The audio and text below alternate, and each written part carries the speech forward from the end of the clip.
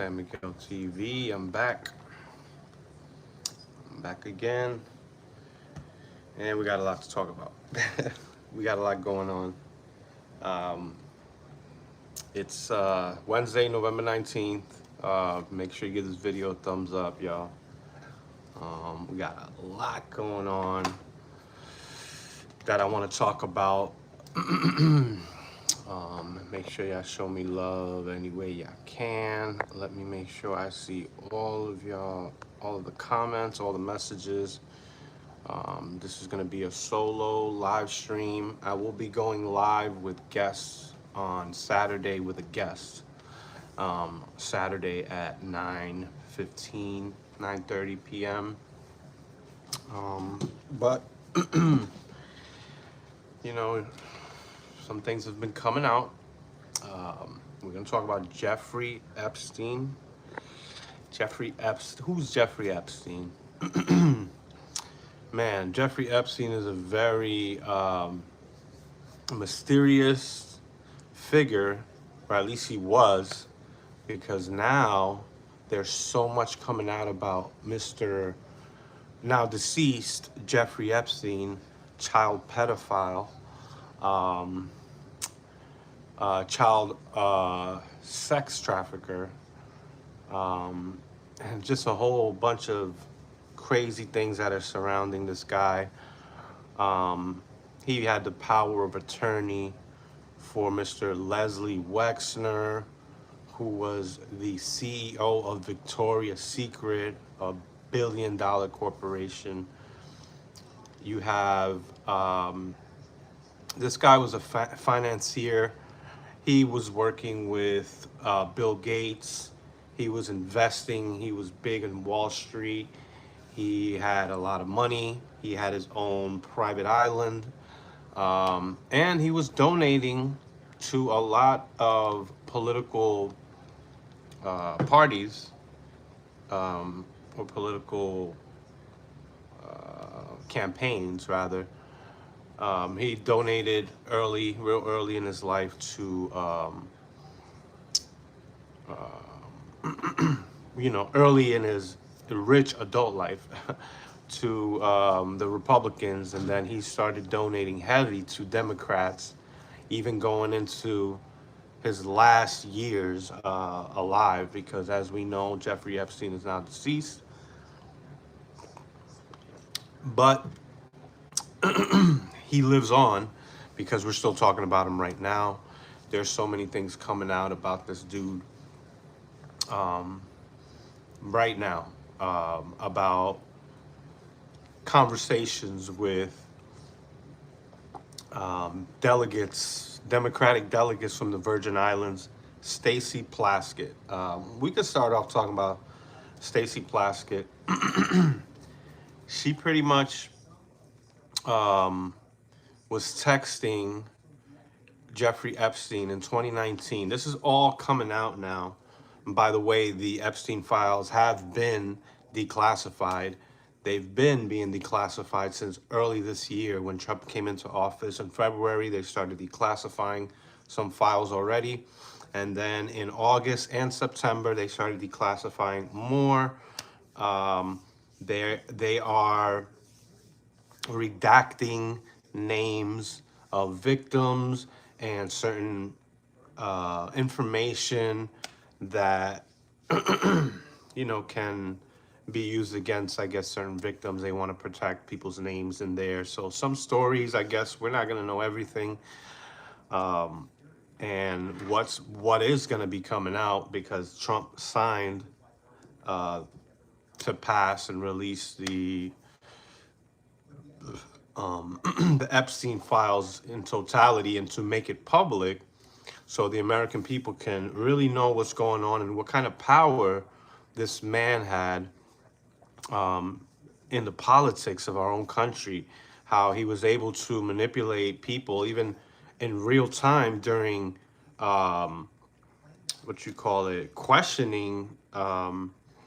There was a questioning in 2019 of Michael Cohen, that's Trump's former attorney, that turned against him, and they used Cohen to pretty much try to get information about Trump's business dealings.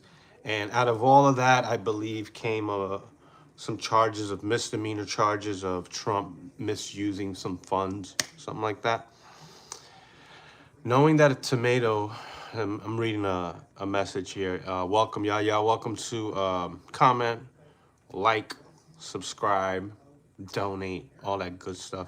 Knowing that tomato is a fruit is knowledge, but not putting tomato in fruit salad is pure wisdom. Come on, I love fruit. I love tomatoes. I usually like it with cabbage or in some salad, of course, you know. They have these things called cherry tomatoes. I don't know how they would taste in a fruit salad, but just give me some ideas now. All those documents are redacted. Nothing will come out as important stuff will not be available to us. Well, things have been coming out, and don't speak too soon, because while everybody was saying, release the files, now that it's being released, they're like, it's redacted, it's redacted. Well, there are some names in there of victims, underage people, people that don't want to be involved with this at all. They just want justice. And that's mainly what we need to be focusing on. Everybody's focusing on how juicy all this is and everything. And it's like, it is juicy information. We're talking about big politics, big politicians, big money, even to the tune of $290 million was settled by J.P. Morgan to the victims of Jeffrey Epstein. We're talking about J.P. Morgan. Deutsche Bank, I believe in the Virgin Islands, Epstein had money in that bank. And that information needs to come out too. We need to see all of his records, his financial records all needs to come out. It's going to expose J.P. Morgan. It's going to expose Victoria's Secret. It's going to expose probably Bill Gates. I'm sure Bill Gates is in there. That's the name that I'm waiting. I'm waiting to see what's going to come out about Bill Gates. Listen, when the Democrats were in power all these years, they had the opportunity to release this information and make it public. And they claimed that, oh, they didn't want to release anything because they wanted to use the secrets of what, you know, might be known or what's not known to have Ghislaine Maxwell give out, you know, expose whatever she needed to expose. We're still waiting on her trial to actually come, you know, I believe it has started. That's something I got to follow up on. We'll do something on Ghislaine Maxwell because, listen, we can't forget about these people. They kind of, I mean, it's been a long time, you know, and people, I mean, this is what, post-pandemic. There was a lot going on during this time, and people tend to forget, you know, all types of things pop up. But this is an important thing that we need to be talking about more and more. We got James Comer, the House Committee representative, exposing Hakeem Jeffries. Hakeem Jeffries is the minority leader of the House of Representatives from Brooklyn, New York. He is one of the top Democrats right now. I mean, he was part of the reason why there was a government shutdown for so long, him and Chuck Schumer.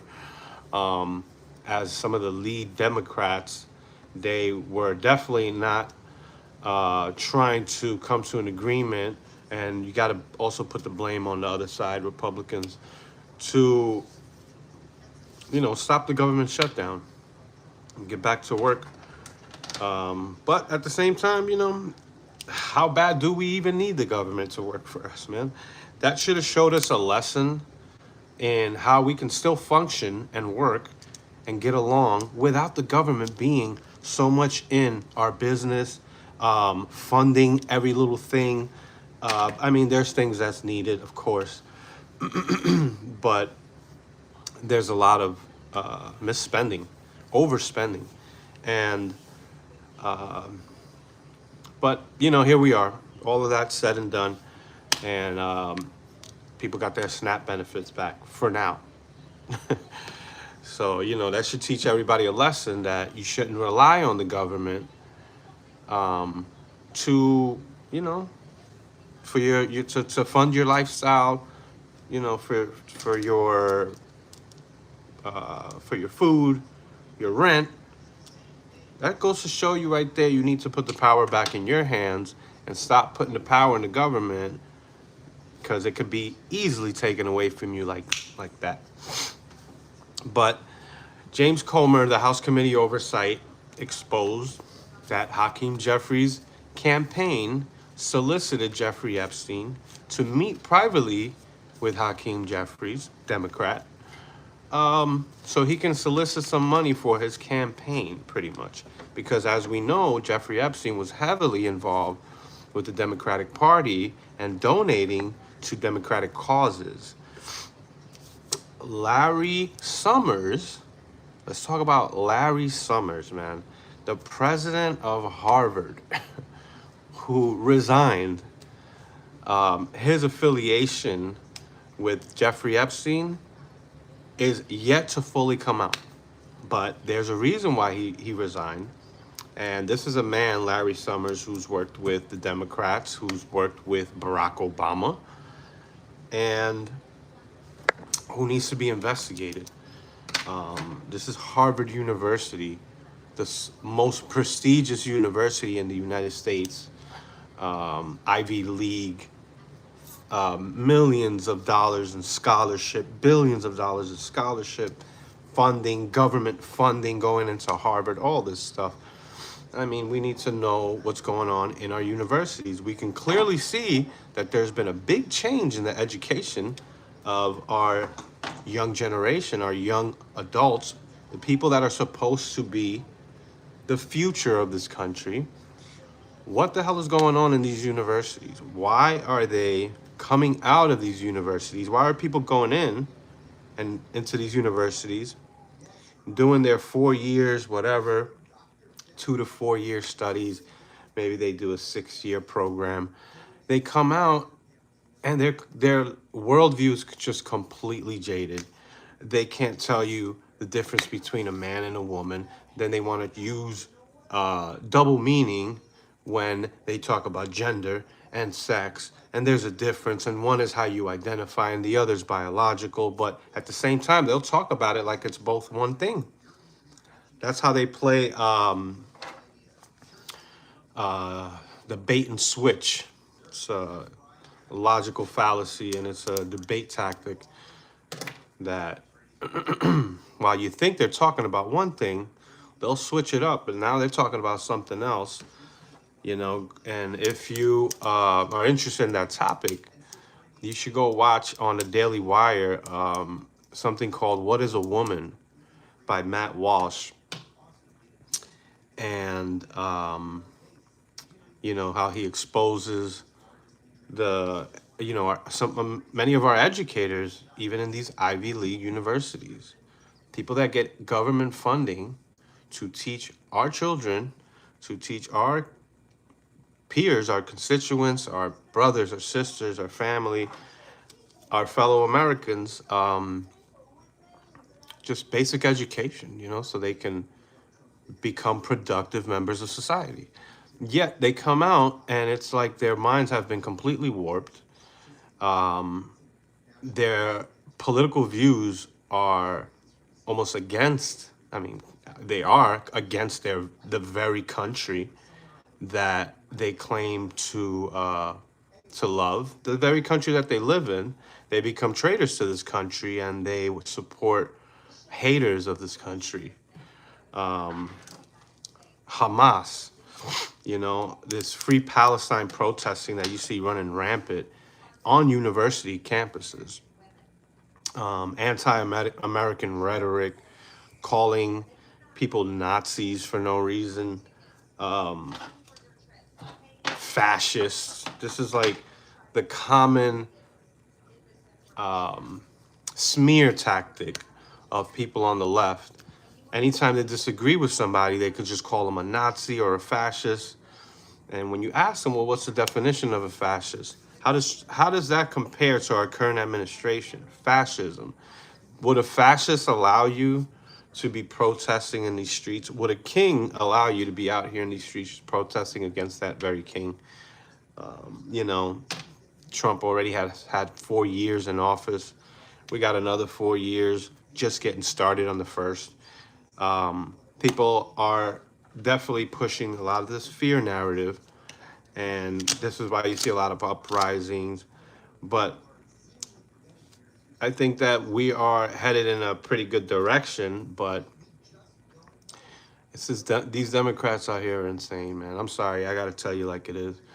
Um, there's just complete chaos. I mean, if you've seen this protest, it was an anti-Islam protest for sure in Detroit. Um, Actually, what's the name? What's the name of the city in Michigan? It's not Detroit. Um, Dearborn, Michigan. You had these extreme Christians, pretty much, that went out there and spewed their anti-Islam, speeches. Went to the streets. They took to the streets and marched, bullhorns, and they straight up got attacked out there by Muslim.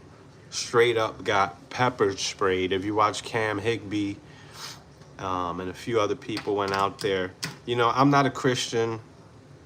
I definitely believe that the Christian religion today is not as problematic as Islam is today. And a clear example of that is what you see happening in the UK, the car ramming, which now the car ramming of people that's been going on. I mean, I don't know if you noticed, but they have been having to put up peace barriers, they call them, peace barriers in some of these main highways and byways and sidewalks where people tend to commute on foot or bikes or e-bikes or scooters and so forth. You've had angry Muslims sometimes take to the streets and mow people down, like what happened in Waukesha, Wisconsin, about 4 years ago, 3 or 4 years ago, with Donnell Brooks. Similar to that. You don't have weapons like that. The cops don't even have guns in the UK. So what do? They stab, and they'll run you over with their vehicles. It's just a common thing. It seems to be very common, actually. And what the UK has done through their politics is allow mass migrations to influence their entire countries. And you can see the change. You can see the political change. You can see the social change. And that's what they want with their country. That's what some of these people voted for. And they're getting what they voted for. Here in America, we're doing something different. We're doing something different now. Of course, when it comes to religion, I believe that everybody has the freedom to practice whatever religion they want. But that also gives me the freedom to criticize any religion I want. And I have a lot of criticisms of Islam. I have some criticism of Christianity too, and the way they go about certain things, like in Dearborn. I don't agree with some of the ways, some of the things that these Christians was doing. Christianity claims all people, love for all people, love thy neighbor. But at the same time, if your neighbor wants to kill you and stab you and rape your wife, how much love are you going to have for that neighbor? So America comes first. People here come first. Then visitors come later. And one of the policies that I do agree with is immigration policies that was pushed. The ICE policy, the federal agents going to Chicago, Charlotte, DC. They need to go to Portland.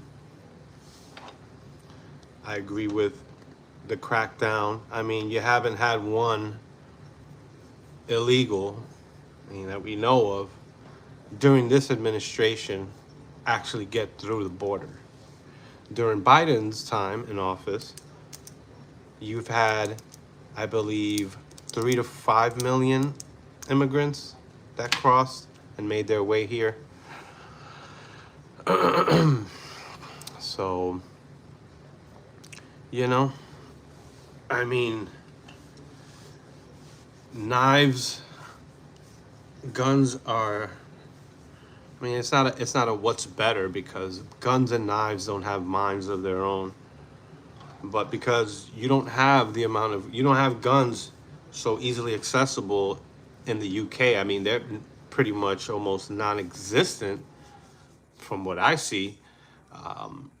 You don't have the extreme shootings and mass shootings over there like you have in this country, of course. So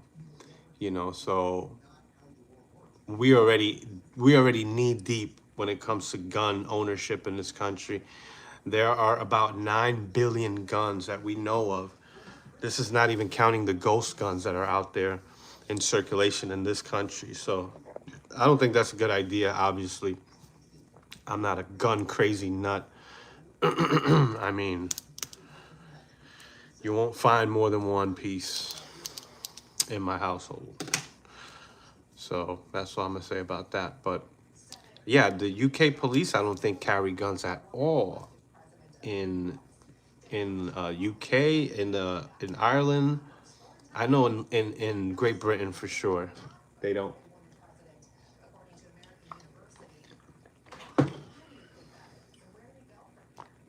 But getting back to this Epstein stuff, man, I mean, I think it's really interesting what's going on, all the connections. You got Epstein's connection to the Democratic Party through, I mean, this whole, the text messages with Stacey Plaskett. You have Stacey Plaskett questioning former attorney for Donald Trump, Michael Cohen, back in 2019. This was the same year that Jeffrey Epstein was convicted a second time for dealing with minors inappropriately. The first time was in West Palm Beach in 2008 for soliciting a minor for prostitution. He was found guilty of both those counts. It was soliciting for prostitution and soliciting a minor for prostitution. He only got 18 months, only did 13 months on a special work release program where he was able to be out for 6 out of 7 days of the week.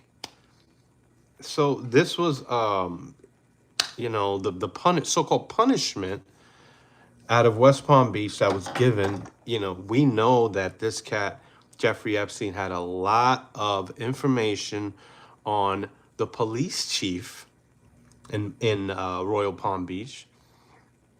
He pretty much had the police department in his pocket, and that's why he was able to get away with so much for so long. That's why I'm not surprised that so many people were cutting ties, like Donald Trump cut ties with him after he was found guilty, convicted, released 13 months later. And then in 2013, you got Democrats wanting his money. They wanted him to invest in their campaigns. And this is where Hakeem Jeffries comes in, and at least his campaign solicited Jeffrey Epstein to even have a private meeting with Hakeem Jeffries. And, they want his money. He was still a wealth, a cash cow, a whale, and a big investor. JP Morgan had him as a high profile client. He's made a lot of money with JP Morgan, investing with JP Morgan. They made a lot of money together. And JP Morgan, in turn, had to settle a lawsuit, $290 million lawsuit, to the victims of Jeffrey Epstein. This is JP Morgan. Do you understand? I mean, I don't think people understand how big this is, how much power Jeffrey Epstein had in our society. Is freaking insane. Um, Spartacus says, Patriots, America needs your help in 2028. Make the right choice and vote Hunter Biden and Hogg. 2028, make America hard again. That's crazy. Yeah, that when you say hard, I know what you mean. That's that hard white. That's what that cat be on. Hunter Biden, another dude that avoided some jail time. Yeah, so Jeffrey Epstein, man, the Epstein files will be released publicly. Things will be redacted, but I want to see what comes out. We need to get all of this cash financial, um, financial books and everything. We need to know what he, who he was donating to, where was his money being filtered to. We know he had accounts in the Virgin Islands, and we know he was buddy with Democrat, um, what's her name, Stacey Plaskett, the U.S. What's her title? A Virgin Islands delegate. Stacey Plaskett texting Jeffrey Epstein in the middle. Jeffrey Epstein say, "You look good. You're looking good." He complimented how she was dressed. Then he had her ask about Rona, a person, you can tell that she had no clue what she was talking about. And Jeffrey Epstein was guiding her and coaching her on what to say so they can catch something with Donald Trump. Obviously, Epstein was trying to be used to take down Donald Trump from back then. Not knowing that Jeffrey Epstein had way more information on some of these Democrats. Some of your favorite Democrats, Hakeem Jeffries. Well, I mean, to his benefit, or to his, I guess to his benefit, Hakeem Jeffries, from what we know, never met with Jeffrey Epstein. I don't think he ever took money from Jeffrey Epstein. Yes, Queens in the house. Mets, baby. Mets 2026. Let's do it again. Corona Queens. And Astoria. Right from where Trump was, his stomping grounds, pretty much. Trump is from Jamaica Estates, Queens. But anyways, yeah, Trump signed the release of the public release of Jeffrey Epstein files. Was there a client list? Was there a black book? We don't have any of that information as of right now. So I don't know. What's good, Sailor Chan 95?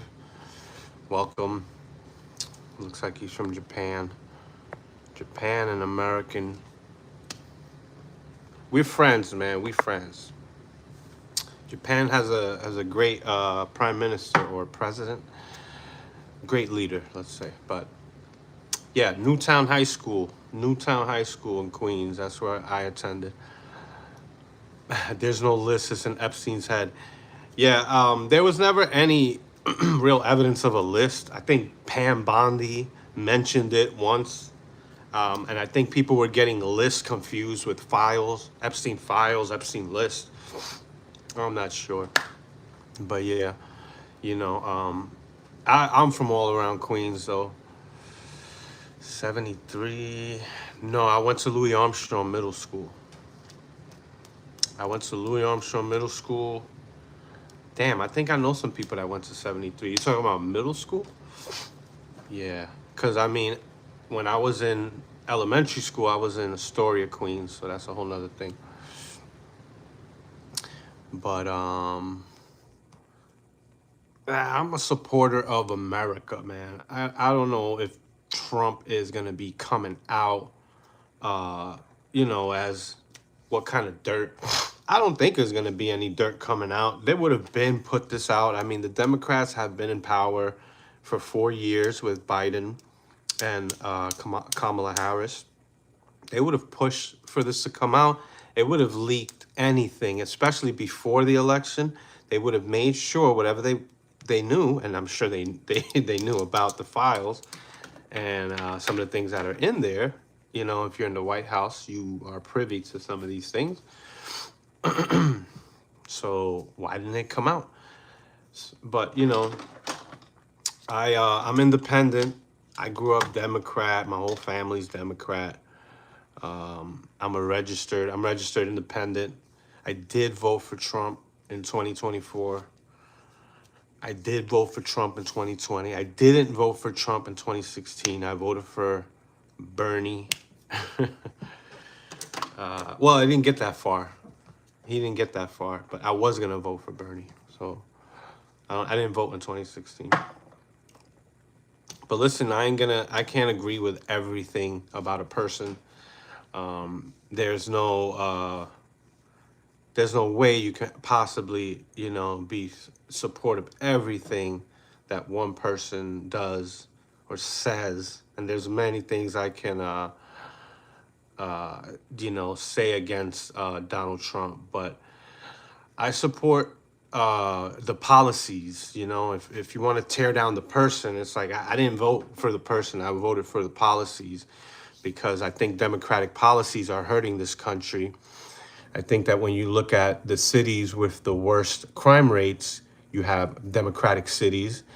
I think Democrats are putting this country in debt when they are allowing so much immigration coming into this country. Many of whom are, well, the legal ones, which of course that's fine if you come in the right way. But you know, there's many of them that need assistance from the government when they come here. They put a strain on our economy. You know, they do at least 17% do pay taxes. So we had to include that. But yeah, I grew up in New York City as a Democrat. I see the high crime rates in cities like Philadelphia, democratically ran, Detroit, democratically ran, Memphis, democratically ran, Philadelphia, did I mention that already? Baltimore, Democrat. Baltimore's been Democratic for like 30, 35 years. The education system led by the Democrats is horrible in Baltimore. You have people like Gavin Newsom in California who has so much taxpayer money going to homelessness, and homelessness has done nothing but gotten worse over the last 5 to 6 years, 6 to 8 years. And they've spent supposedly like 20 to 34 billion dollars on homelessness, and there's no receipts. So where's this money going? I don't trust Democrats. I don't trust a lot of Republicans either. We know that Jeffrey Epstein donated to Mitt Romney's campaign. We know he donated to George Bush. We know he was donating to everybody. He had his hand all over the place. So there's, you know, you have to be careful, you know, what you believe in and what you think is good for your country. I think securing the border is one of the promises that Trump made and that he has kept. So I'm happy about that. You know, I think that it's very important to keep this country secure, the border secure. That's one of the promises that was made. And it's going to be good in the long run. It's going to be a positive thing. I think the low record gas prices right now, I'm happy about that. Not too happy about the inflation, you know, the tariffs. You know, there's a certain way to go about things, you know, and dealing with China, we know that China has a lot of we get a lot of our products from China. important products. So we got to keep a good relationship with them. And it's obvious Trump don't like China. China don't like Trump. I don't like China. I don't like communists. I think communism and socialism is has a history of failure. You can see what happened with the Soviet Union after they left communism and adopted a capitalistic society. You can see their economy started growing, and things, at least economic wise, did get better. So yeah, deport every illegal. Every illegal is a criminal. Why is every illegal a criminal? Because if you're here illegally, you committed a crime or at least a misdemeanor. And shit, even if I have family that try to come here illegally, deport them. There's a story in the Advent Health Hospital I'm familiar with out here in Florida of a illegal immigrant who came to the hospital who has cancer, I believe stomach cancer, some aggressive cancer. The hospitals won't report you to ICE. They will treat you for your pain, but they're refusing to treat these illegals with chemotherapy, something that will prolong their life. They're telling them that they have to go back to Mexico and get the garbage health care and the garbage treatment that they have there. And Mexico is revolting right now. We know Mexico's government is going through a lot of changes. People are upset. There's uprisings. They want the cartels out of the government. They want the cartel money out of politics. And good luck. I don't know how what Trump wants to do. The president don't like Trump. President of Mexico don't like Trump. So, that's a whole nother story. But when you have illegals that need health care, see, I don't know. I heard the story and I couldn't help but feel bad. Like, they were going to approve him of the chemo, and then they did more research and realized, oh, his chart is saying that he needs to go back to Mexico to get this chemo, and that they're going to refuse, and they're just giving him pain meds and managing the pain. The man needs more help than that. And for Advent Health being the Christian hospital that they are, you would think that they would have a heart and maybe at least help this, this one person who's petitioning, and even nurses are like, is there anything we can do? But I get it. They're saying a charity. In some cases, charities will give. In many cases, I'm not talking about some cases.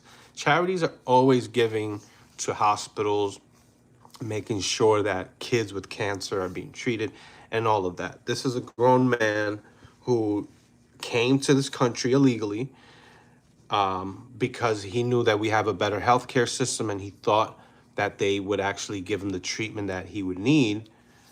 And sadly, the hospital denied it.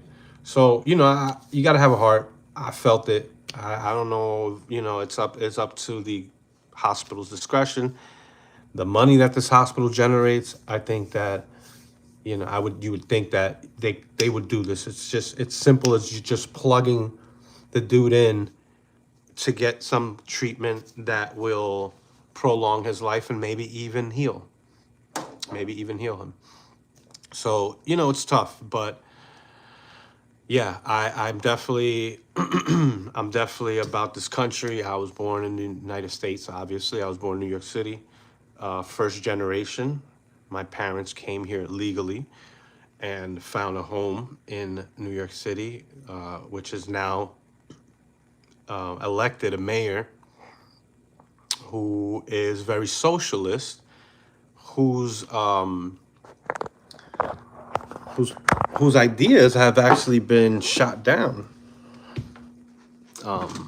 if you look at the free buses that he wanted to propose,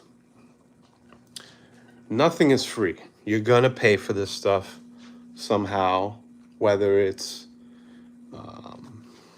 in taxes. But what you're gonna do is now it's gonna be lopsided to where the people that have more money, they're gonna pay the bigger end of the bill. They're gonna foot that bill, and then you're gonna have people that, of course, are gonna freeload. They're not gonna be paying their taxes, but they're gonna enjoy their free bus rides. You know, that's not equality. That's more like equity. And that's what Democrats have been pushing. That's what socialism pushes. Give people that don't have something from the people that do have. That way you balance out, you know, you balance things out. Staten Island usually votes more Republican. Staten Island tends to be more Republican. They're a different borough from the other four boroughs. Queens is ran by AOC, at least Central Queens. She is the representative of where I grew up at, as Alexandria Ocasio-Cortez. And you have a district attorney that's incompetent and that refuses to convict criminals, violent criminals,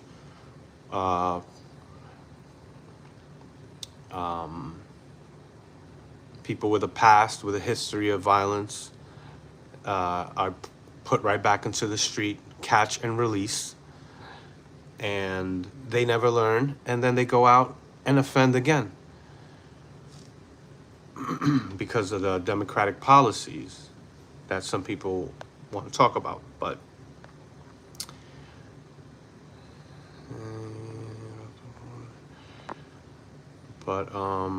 yeah.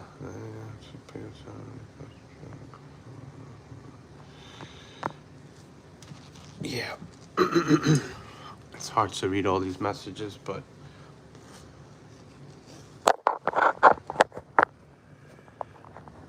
yeah, the tariffs is something that we're paying for right now. You can obviously see there's certain things, the price has gone up. People are complaining about the eggs. You know, I can see it, but I've been seeing it since last year. Before Trump came into office, we've been seeing things increasing. We're pushing for more American-made stuff. That's what we want. Unfortunately, Americans are pretty lazy for the most part. And we are the ones that want to pay other people to do our dirty work. You know, and people claim that, well, we want illegals here so we can pay them less money to do the same job. And that way it's less, you know, things are cheaper and everybody wins. I don't think everybody wins. You know, there's a lot of jobs that can go to other people, and they will go to other people that are legal.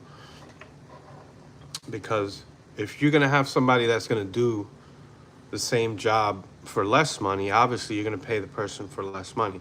And that's taking money out of hardworking Americans that pay taxes and contribute to society. Legal aliens, legal immigrants don't contribute to society for the most part. The majority don't pay taxes. And it puts a strain on the American people. It does. If you see what has been done in El Salvador, they were once one of the countries with the worst crime rates, and now it's dropped drastically. And you know, some people might not like the way that it was done, but there's a time for certain things. It's like, that's why sometimes, you know, the policies that you may be pushing for might need to change according to the time. So I don't want a rough police state. I don't want, the military all over my city and all over my streets detaining people. Even though detaining someone is not illegal, because people think, oh, I'm being detained. Well, that's if you got a suspect in a murder. They do this all the time. They have to speak to people. They have to detain people. They have to get, you know, um, a confession or a statement. And sometimes they might catch the wrong person, and then eventually they get released. They have not deported one American citizen. Not one American citizen has been deported. It's all illegals. If there has been one, you give me a name, and don't give me Kilmar Garcia, whatever, because he was illegal and he already was being sought after for his affiliation with MS-13 and all that good stuff. Detainment is not arrest. That's why cops will say you're not being arrested, you're being detained. Anybody that watches body cam videos, police videos, you know that that's a common thing that's said. You're not being arrested, you're being detained at the moment. Which a lot of times in the videos that I watch, obviously, because the good body cam videos are going to lead to arrests, and those are the ones that get put on the internet. The boring ones that you just get detained and then you get released, you're not going to see those. So you're going to get, you might get a jaded perception of what's really going on because of the police videos that are out there.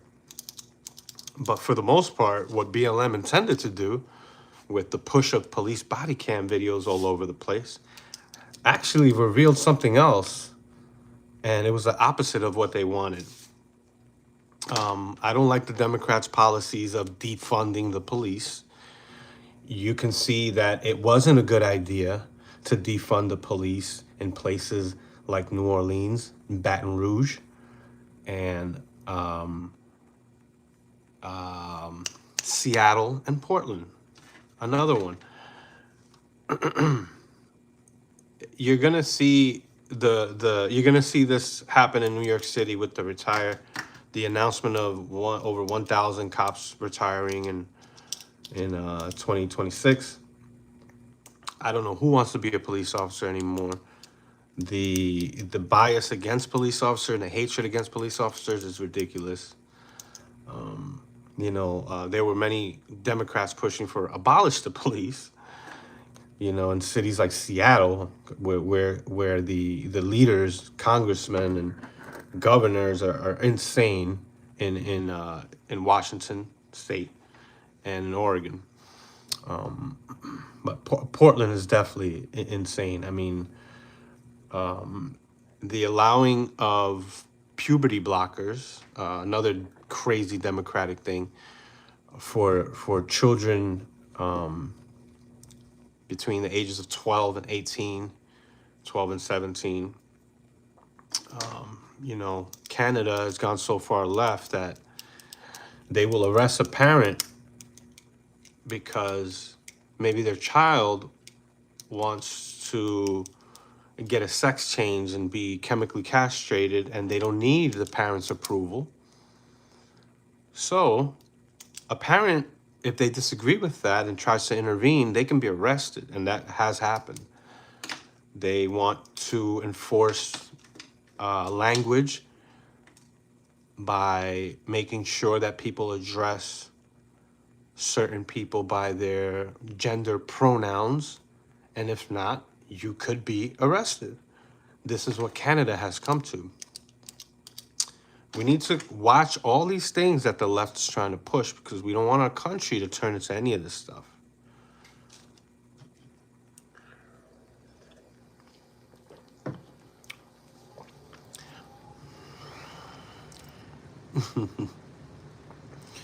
It was a time when I wanted to be a police officer, Zero Earth. I don't know. I'm pretty much past that age now where I don't think I can benefit my community as much as other young whippersnappers can, because I am an unk. I am officially unk.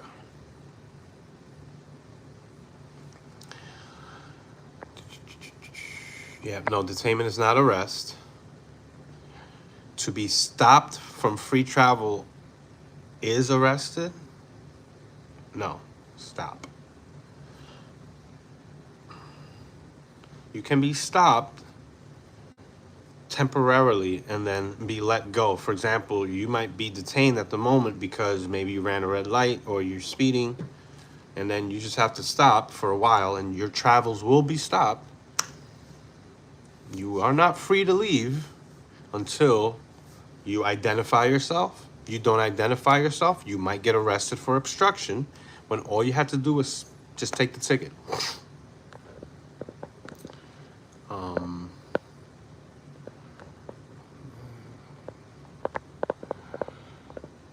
Gun laws in NY are harsh. Yeah, gun laws in NY are very harsh. I hear you.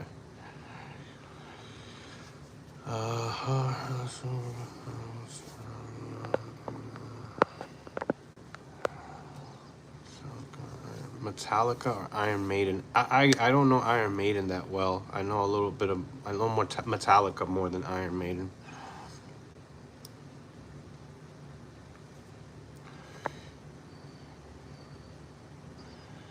Black Sabbath or AC/DC? I know AC/DC more.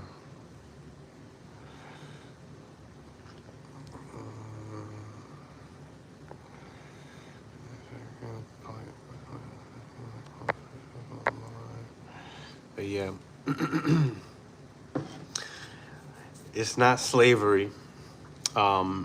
If you think that's slavery, I think you're being disrespectful to people who actually served real servitude, real slavery, who did not make a penny for hard, labor. Like, what are you talking about right now? This language that you hear this language all the time. I hear this from Black Hebrew Israelites. They think that we're currently living in slavery. Like, you are insane. It's like how they compare Trump to Hitler. It's like, this is what you're doing. Just stop being dishonest.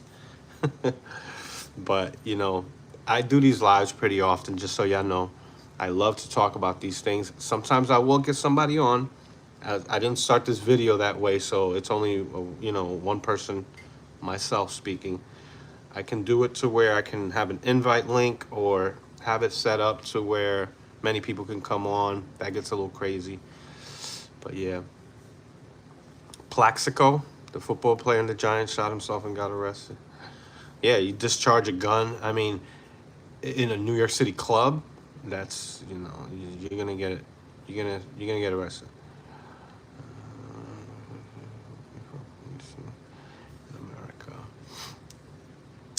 Man, I'm not the person to ask about policing in America. I'm trying to see what's a, I mean, what's a good example of a city? Pensacola, Florida. The policing in Pensacola, Florida is good. I like what Giuliani did in New York City in the 90s. I mean, I guess I do have some information. We're here talking about policing, so let's talk about it. The broken windows policy.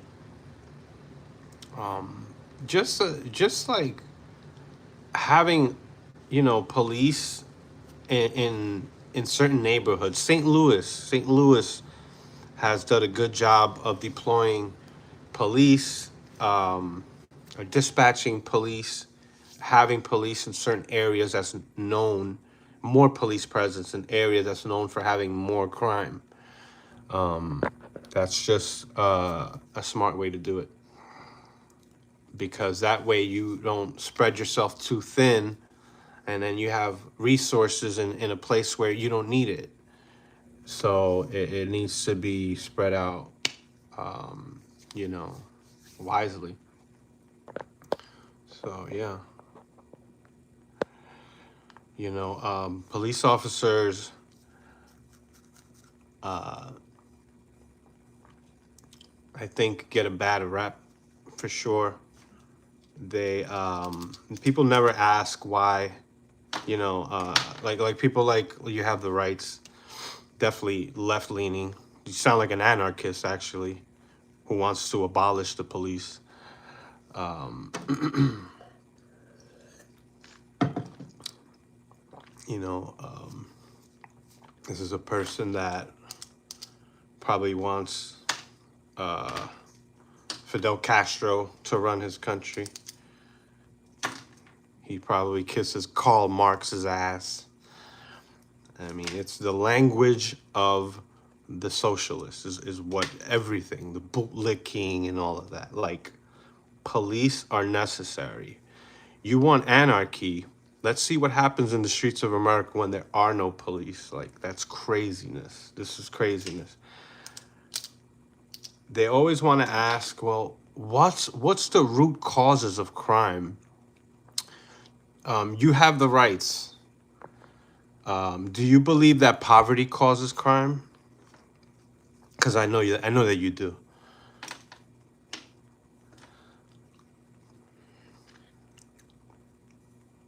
No, I didn't vote for Jeffrey Epstein or Joe Biden.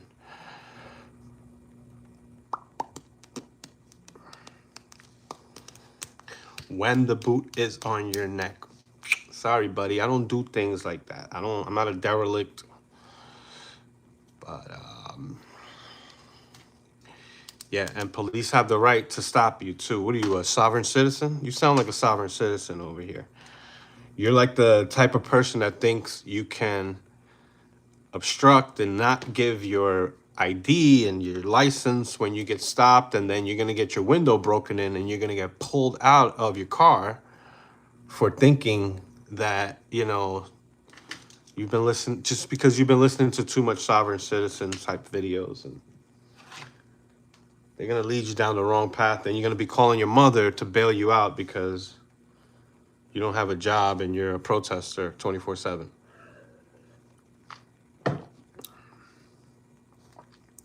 But yeah, this is the type of person that believes poverty causes crime. And if we solve poverty with socialism and communism, then we can solve crime, and then we won't need any police because we'll be living in a utopia where we can sing Kumbaya and hold hands and everybody would just love each other. So, do you believe that poverty causes crime? You have rights. You have the right to answer.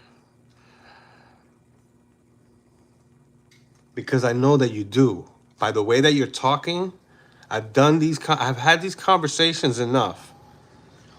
What is your solution for crime? If you hate police, what are you going to do about crime? Do you want to get social workers in the streets with no guns to police the streets?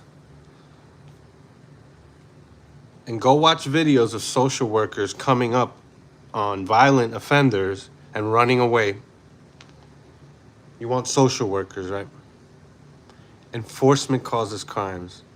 All right, you must be a troll. You must be a troll. You said enforcement causes crime? Doesn't make any sense.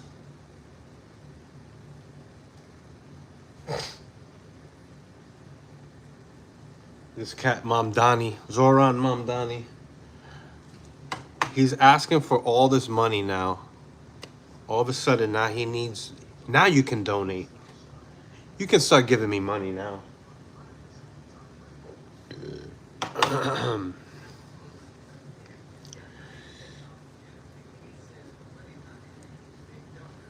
Yeah. Just because I think police are necessary doesn't mean I'm a bootlicker for all the police. You got to call it out. But you obviously hate the police. That you want to criticize them at every turn. And the same way that you want to find out the reasons why criminals commit crime, and you want to give them some type of I guess, social help, mental help, or something like that. Why don't you look at police like that and think, okay, well, why are police behaving in a manner that I don't like? Maybe we should look into that and invest more money into how to fix the police. See, they never ask those questions. They always want to know why the criminal does what he does, and they want to baby the criminal and treat the criminal with gloves.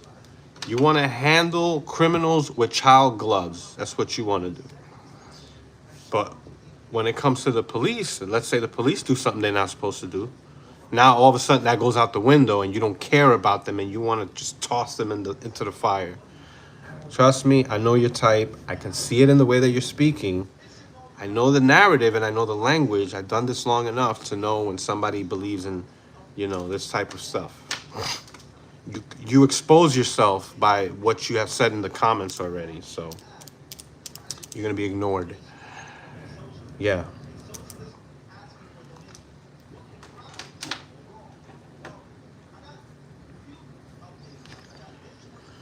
But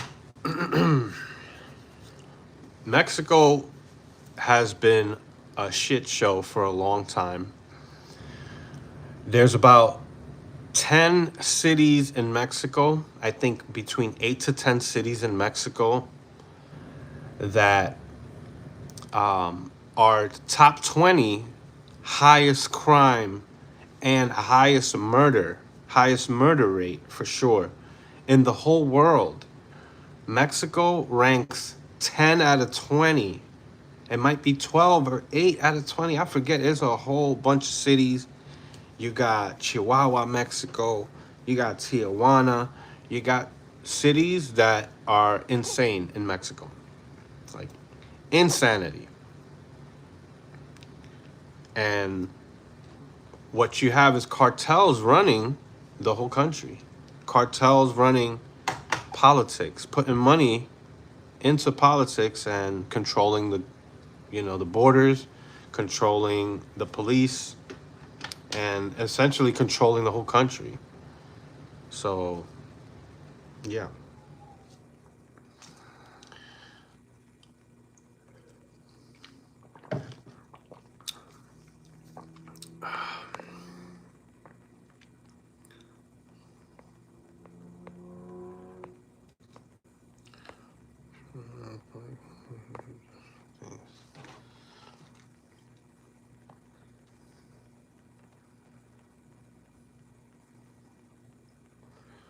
There's more poverty in countries like Calcutta, and we have higher crime rates in certain places like Philadelphia, where there's way more money. Places like Chicago, where there's way more money. Absolute poverty and relative poverty, you have to understand the difference between absolute poverty and relative poverty to understand that poverty itself doesn't cause crime. Just because you're in poverty doesn't lower your morals, and now you're just going to commit all types of crime, from rape to robbing to murder, just because you have less money. That doesn't make any sense.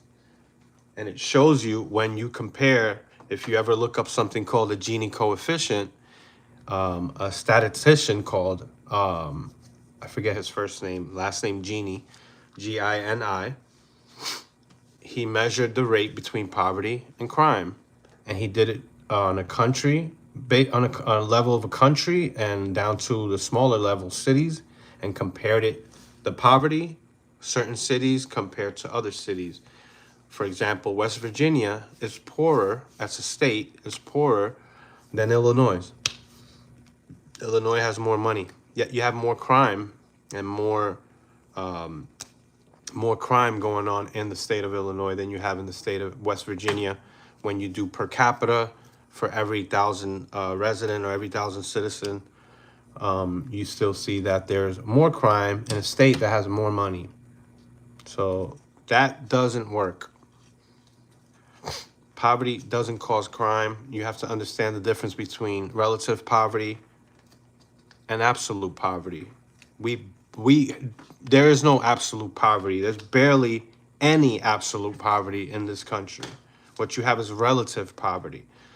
You want to see absolute poverty, you go to other countries and you'll see some real bad poverty. Go to Sudan. You'll see some real bad poverty. But what we're talking about is corruption in our political system. We're talking about corruption in our government. We're talking about big money controlling big politics and essentially controlling all types of aspects of our country. When people get, everybody, they say everybody has a price, you know, and when people get in positions of power, you're going to have all types of seductions, people with money that's going to come at you, and it's for a reason. There's a reason why Epstein had a bank account in the Virgin Islands, and then he was buddy-buddy with Miss Stacey Plaskett, who was a delegate of the Virgin Islands for the Democratic Party. There's a reason why J.P. Morgan is paying to the tune of $290 million to victims, already has paid to victims of Epstein, because they are responsible for making him the monster that he is, making the money that he made, pretty much.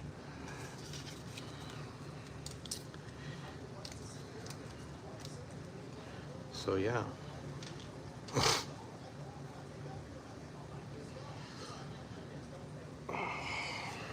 This hat right here is younger than your beard.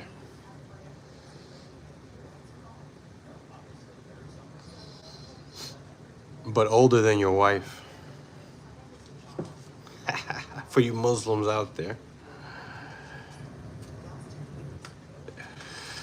Your hairline is leaning like that, probably. You need to get hooked on phonics. It works for everybody. Yeah, the donkey shows are all throughout Tijuana, baby.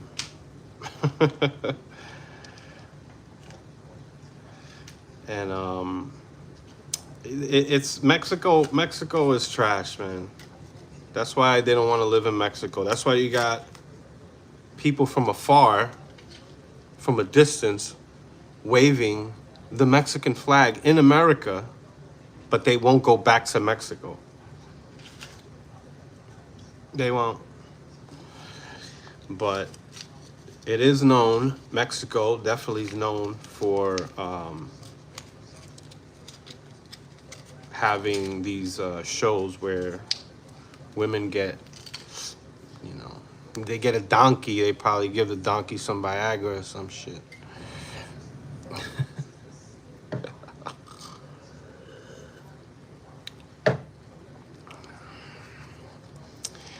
Yes, sir. Right away.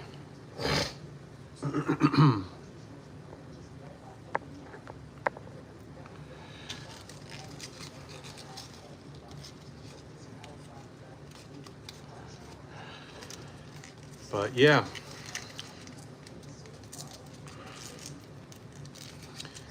The crazy thing about this whole Epstein shit is Larry Summers getting dating advice from Jeffrey Epstein.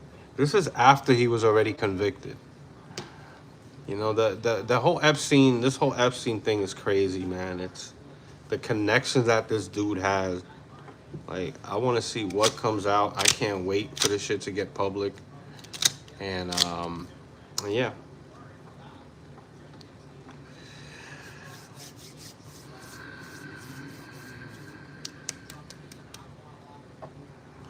Yeah, I'm a Hispanic that you gotta get on your own people, man, before other people do, because you know sometimes they can make your own people look bad. You know, there's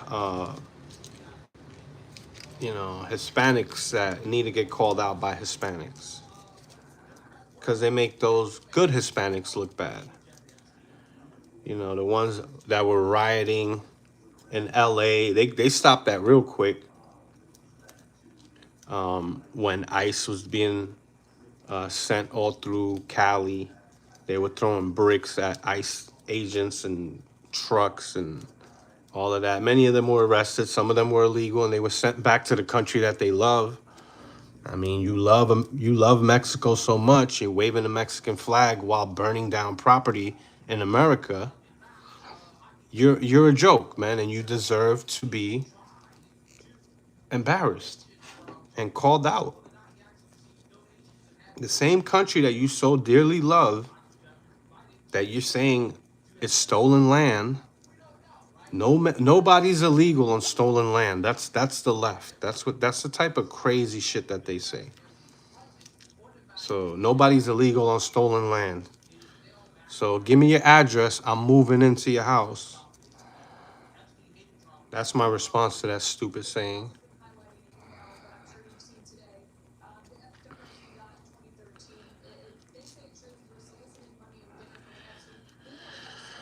Well, I don't know about an Epstein list, but the files are definitely important, I think. Philemon's music, because it's just being transparent. The American people want it. Give the people what they want. We want to know what the hell kind of power and dealings Epstein had with people in our government, people in high places like Harvard, like Larry Summers, and president of Harvard, who resigned not too long ago, by the way. Why not? Nah, they were conquered. Get it right. And California was actually sold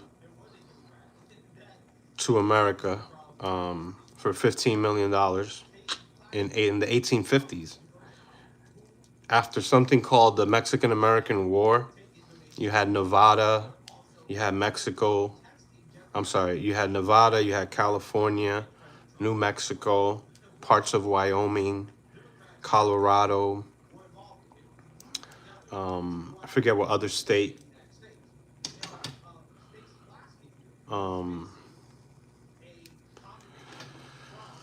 Was bought by America for $15 million. California currently brings this country every year, I think, close to $1 billion. Maybe half of $1 billion. I forget, 500 million, 300 million a year. I might be off on those numbers. I need to check that again. See, that's why I wish I had my laptop right now. It's charging, because while I'm on the phone, I can't really. Yeah, let me see if I can pull up the laptop. But yeah, not Puerto Rican. Sorry, try again. I don't have Mexicans. I don't hate Mexicans. I hate the Mexicans that want to burn down this country while waving a Mexican flag, and saying that this is our land. This used to be our land. Yeah, keyword used to be. But this cat right here, you have rights, is very triggered for some reason. He's dominating the comment section. Just, dude, take a breath. You're gonna get carpal tunnel from the last hour and a half. Well, hour and 15 minutes, hour and 14 minutes. You've pretty much been on a rampage on the comment section for a while. You take a little break. I'll be here.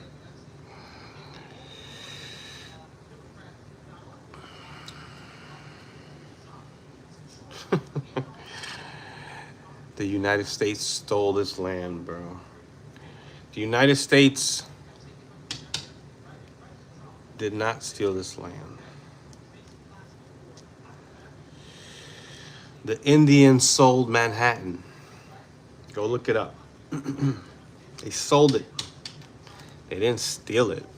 It wasn't stolen, it was sold. just like California. You had the Louisiana Purchase.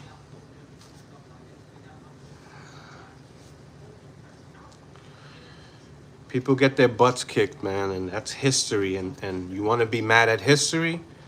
Go topple down some statues of Christopher Columbus. They already, pretty much did away with Columbus Day, and now it's Indigenous Peoples Day. So, you could be mad at history all you want. If you wanted to live in the woods, in teepees, forever, you can still do that. But, Native Americans living tax-free on reservations. They had some team logos that since then has been taken down because of PC culture. I mean, you got names like the Redskins and Cleveland Indians. Not allowed. Yeah, there's people that I know hate this country, and you're ashamed. It's like you're living in your parents' house and you're complaining about living in your parents' house when all you have to do is move out. Go to Sweden. We know that you love Switzerland and the Netherlands, for all the woke people, for all the communists in the comment section. Why don't you go to Venezuela or Cuba?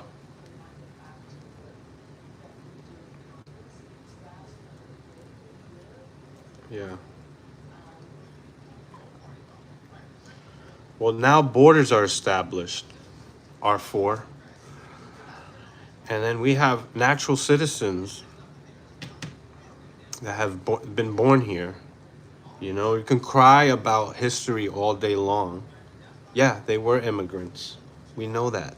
We know that people came from England, from Spain. You had the French that owned. You had the Spanish that had Florida. And now this country is just one big country, and we have borders. We have laws. We have migration laws, just like every country has migration laws. And it is what it is. And what are you gonna be mad about? People that constantly mad. You're mad at ghosts. You're never gonna be happy. Something else is going on in your life. And it's just crazy. I used to be just like y'all. Y'all probably young. You have a lot of anger. You want to be part of a movement that thinks that they're on the right side of history. But it's really a lot of hatred, ignorance, and violence with these movements out here, these protests, these no kings protests. It's ridiculous. It's really ridiculous. Learn to love this country, be a part of it, join in, participate, understand it, and contribute. We're here talking about the Epstein situation, Epstein files. Dude, you're a sovereign citizen, man. You have no clue what you're talking about. You're the type of person that uses the word travel when you're driving. And when the cops say you're driving a motor vehicle, let me see your license. You're the type of person to say, I'm traveling, I'm not driving. You're traveling in a vehicle. Yeah, trust me, I've seen all these police body cam videos where your buddies get their windows broken in. Dude, you don't know what you're talking about, okay? Driving is a privilege.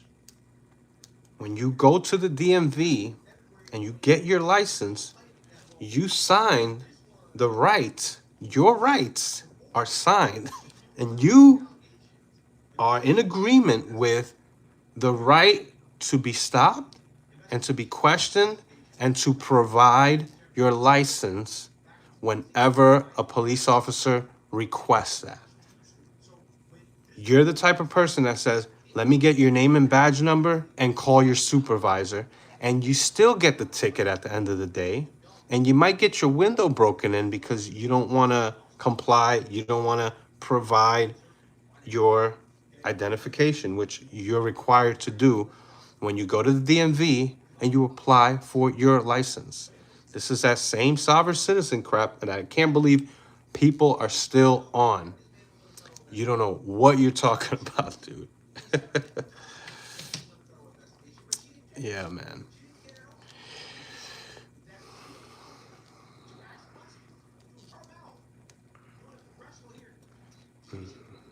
Sure.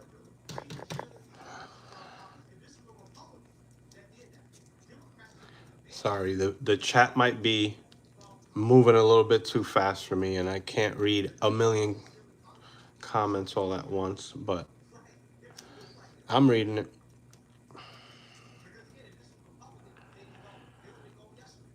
All right. So,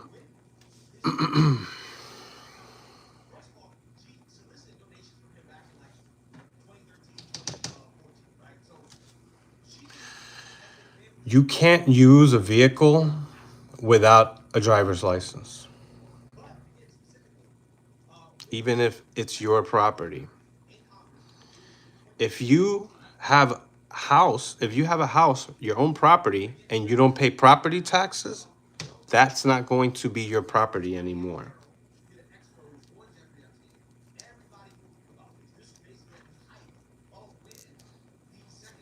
So yeah. Yeah, there's some situations, some police departments that are inflated and budget is too big and you need to defund it in those situations. But in other situations, you have police departments that need more funding. You need more training, which requires more funding because people complain about how the cops operate. So those people are actually a prime example of they're pretty much making the case for why police need more funding. If you're saying they need to be trained better, okay, it requires more funding. If you're operating a motor vehicle, you are required to identify yourself. If a police officer stops you, you are required. Ooh. Full head of Taino hair, baby. Would you like it?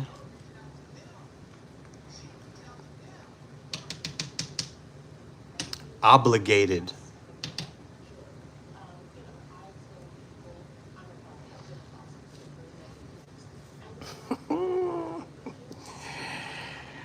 Make sure y'all hit the like button. Make sure you subscribe. Bing boom.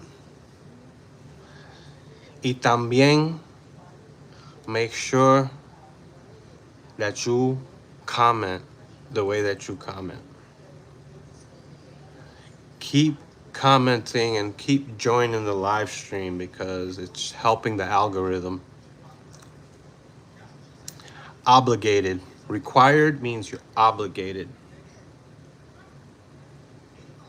Meaning it's not a choice. So even if you say, let me speak to your supervisor, you're still required.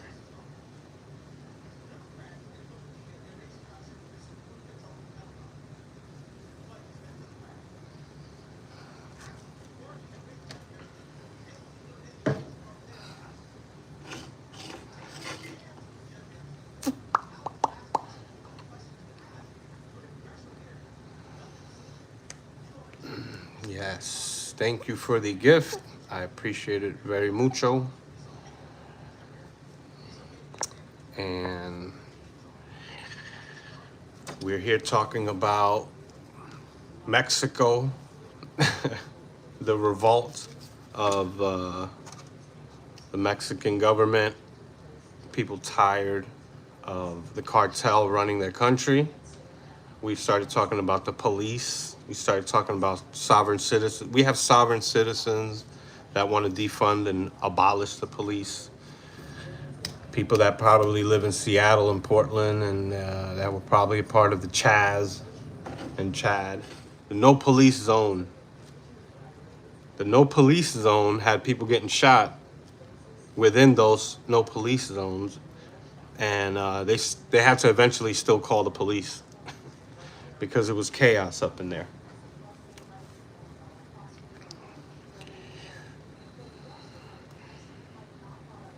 Legal contract. You are a sovereign citizen, dude. All your language says so. Are you a Moor too? Are you a Moorish nationalist? It's craziness. It's craziness.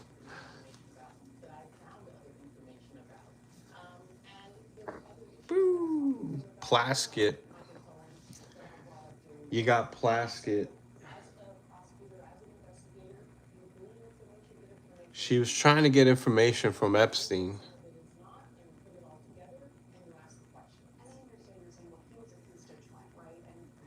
And CNN surprising me, actually holding her feet to the fire, because Plaskett, why are you over here during a hearing, a congressional hearing, where you're trying to get information about Donald Trump? You're reaching out to Jeffrey Epstein, yo, a convicted pedophile and sex trafficker of minors.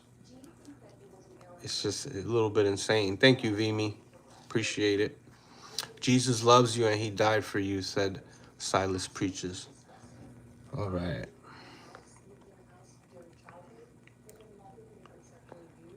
Somebody said, you're so smart. I could listen to your commentary all day. You don't deserve anything bad happening to you. Wow, thank you very much. She's a diaper sniffer. Yo, this derangement and hatred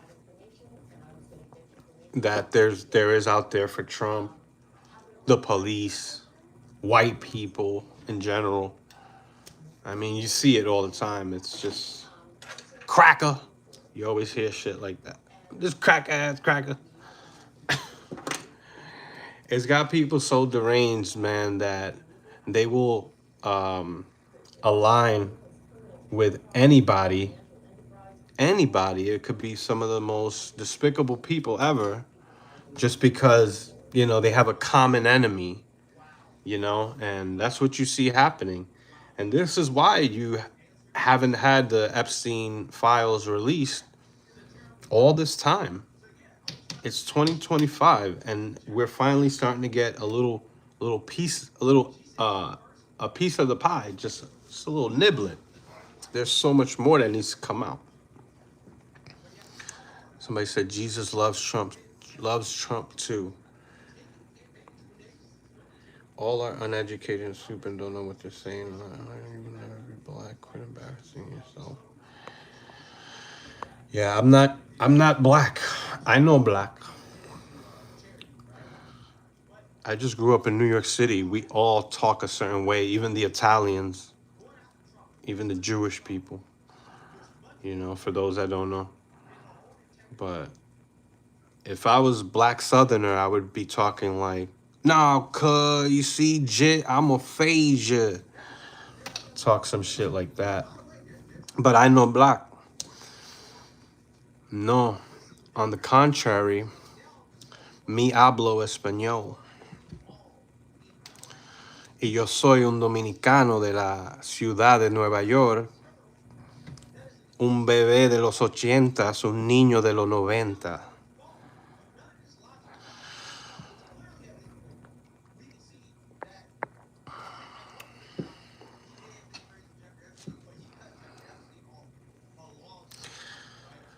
I don't want to be like the Chief Keefs with their pants sagging down, with their ass cracks hanging out, with the lowest IQ in this country. the lowest ownership of property, the highest crime rate, the highest murder rate, and so forth. Why would I want to be anything like that?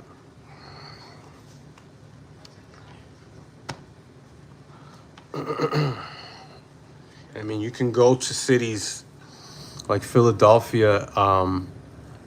Philadelphia, I believe, is 36% black, and they commit 63% of the murders. In the whole country, there's about 13% black people, and they commit about 55.9% of the murders. That's not something to flex about, Chief Queef.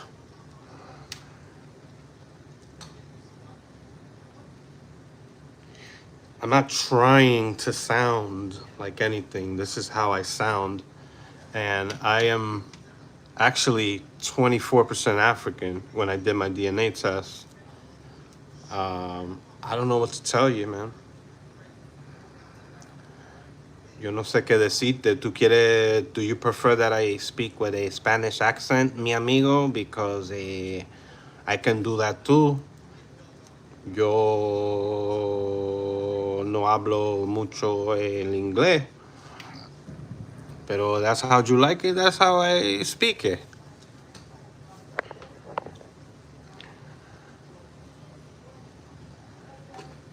If I wanted to be black, I would vote Democrat.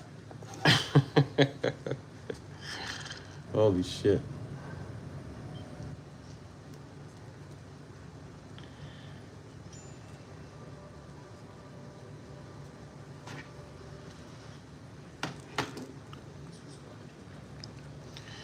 Asians beating y'all and everything y'all do is roast and shit on each other.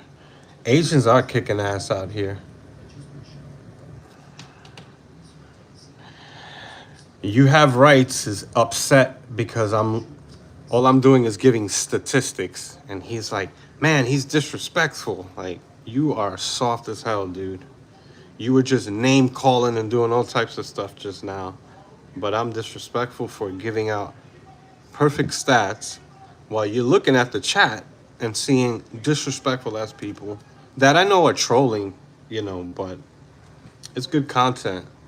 And I appreciate y'all coming through and, commenting, because I could bounce back, ideas off these comments.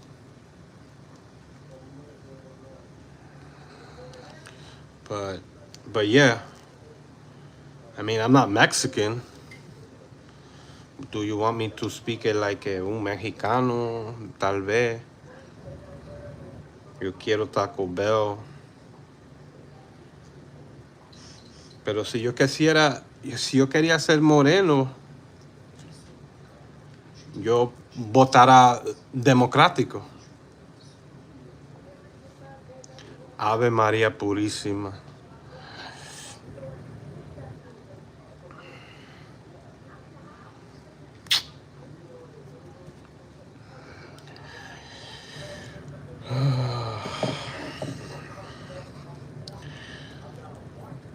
You Have Rights. What percent of this country is made up by black people?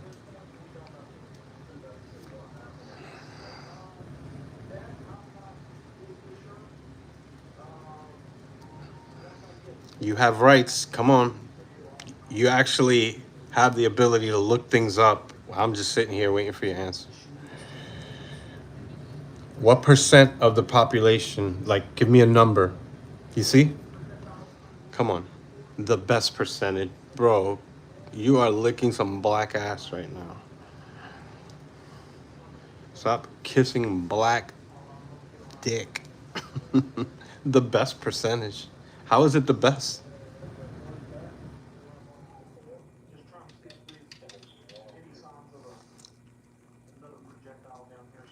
Yeah, man, no hard feelings. Just the truth.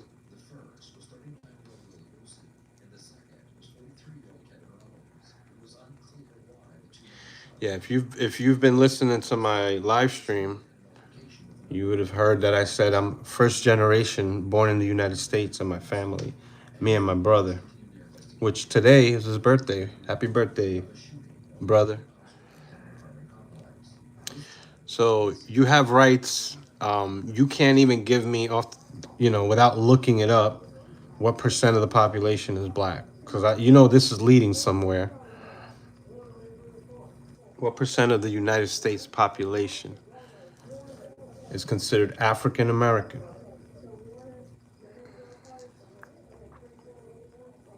We live in a simulation.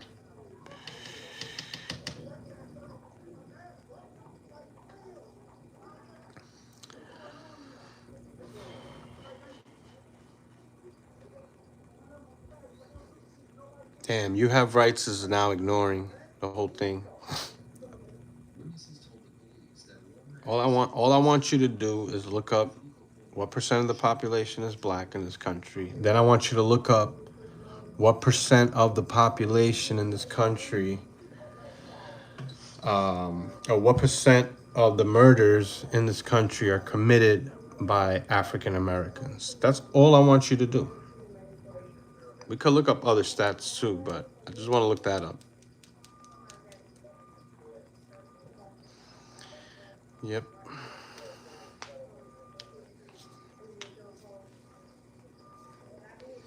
The word vendor comes from the Spanish word vende, which means to sell. You're welcome.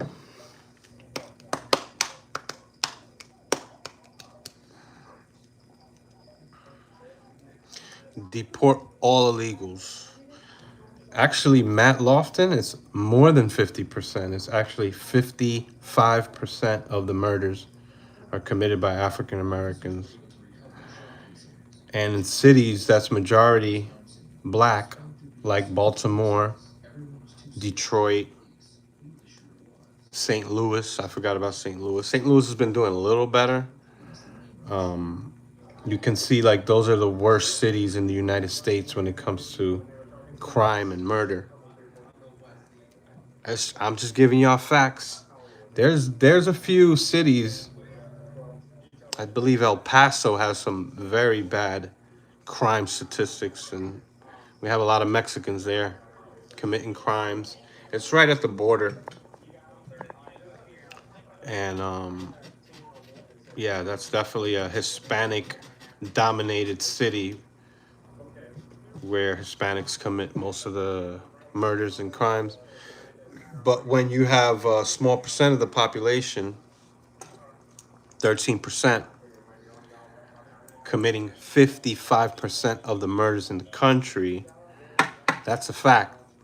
And you don't know any facts because you're the person that was saying that you don't have to provide. You're not required to provide your driver's license when you're stopped by police. When you're on a traffic stop, you're not required to provide your driver's license. I don't know where the hell you get this information from.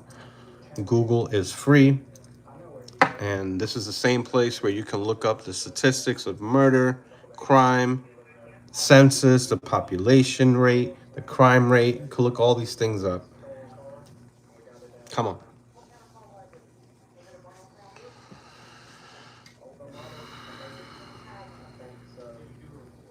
Yeah, I was born in, this is my homeland.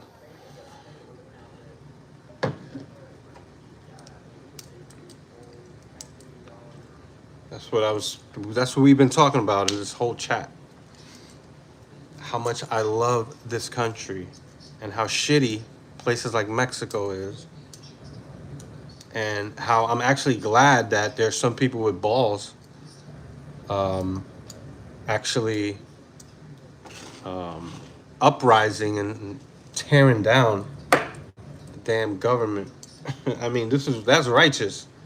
What they're doing here in this country is like it's overreaction. Deport all illegals. Every illegal is a criminal. By definition, illegal.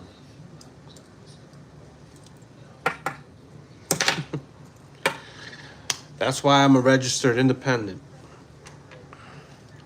And you got Republicans and Democrats both being exposed. You're going to see what's about to come. It's going to be some heavy shit coming. And it's already just the tip of the iceberg has been revealed. And you're just going to see more.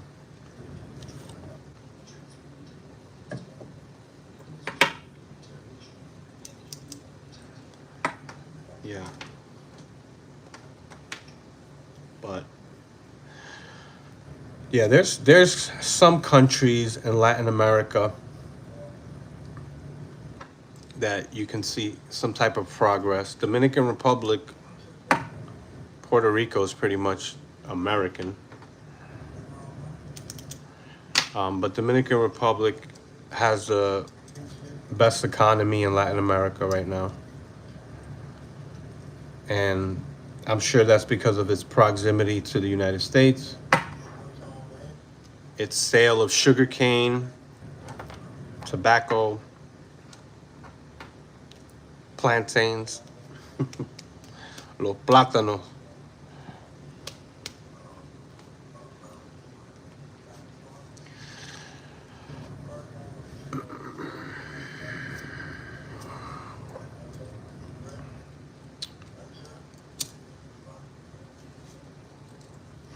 Everybody's complaining about Uber not paying them.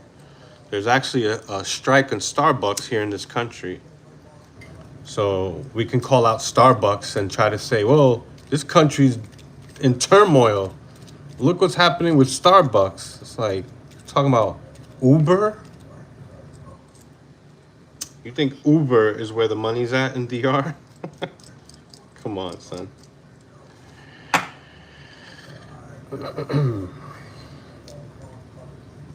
What city you from, Meech?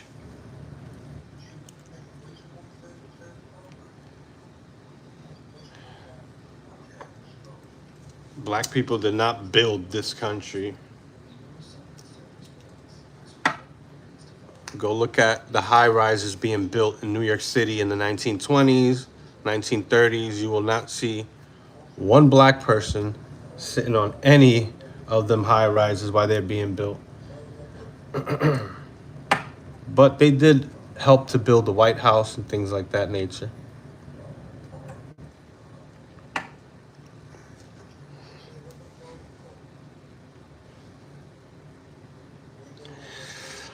Here's a stat for you, Meech.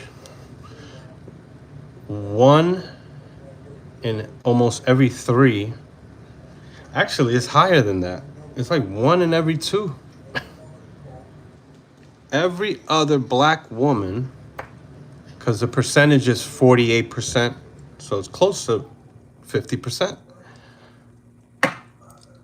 has some type of STD. Yikes.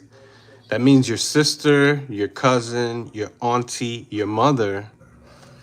I mean, every two women in your family is going to have STD for sure. And no, you have something called white flight, where people leave the black community, and then the property value in that area goes down because y'all already bring the property value down with all the crime and the boogie woogie.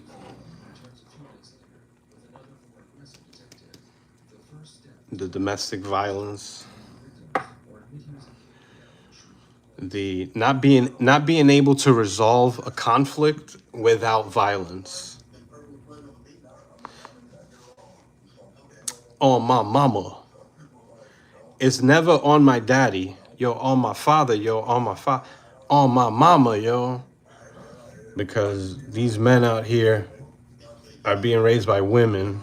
Black men are being raised by women out here. And yeah, oh yeah, definitely. We talk about the crime. What city are you from?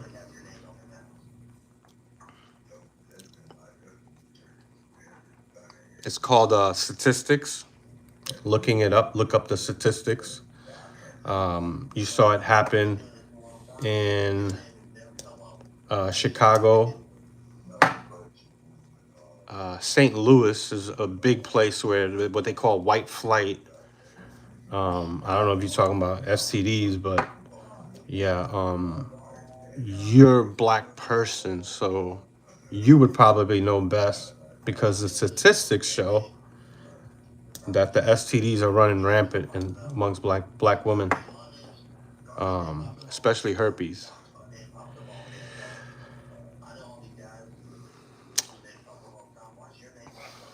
Sure. I'm asking you where you from, because I'm pretty sure you from a trash ass city.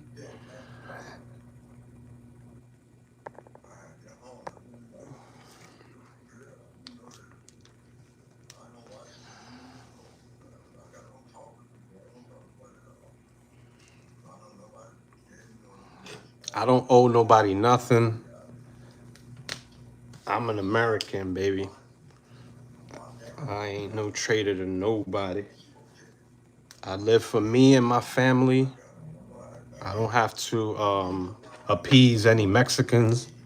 I don't owe Venezuelans shit, Ecuadorians. I don't, because we are all considered Hispanic. I have to lie about what's going on in the Hispanic community or the black community.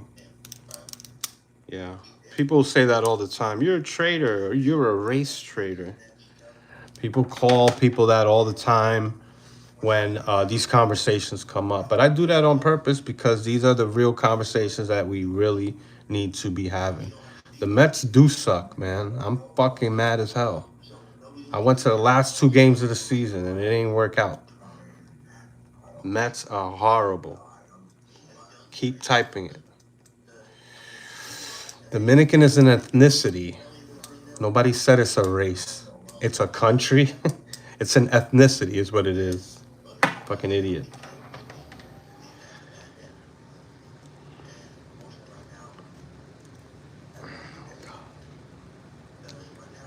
Yes. And Hispanics have black, indigenous, and European DNA in them. That's why the biggest racial group in Dominican Republic is mixed.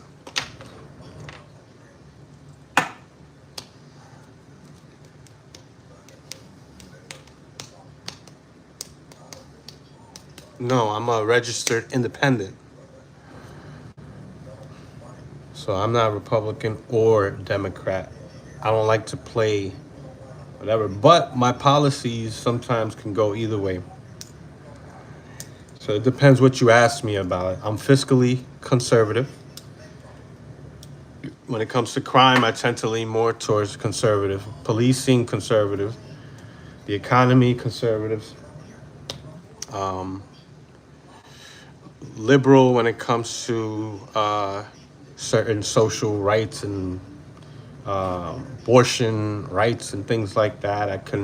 I lean more left than right. I'm not a Christian conservative that believes in no abortion, that wants to ban abortion. I don't.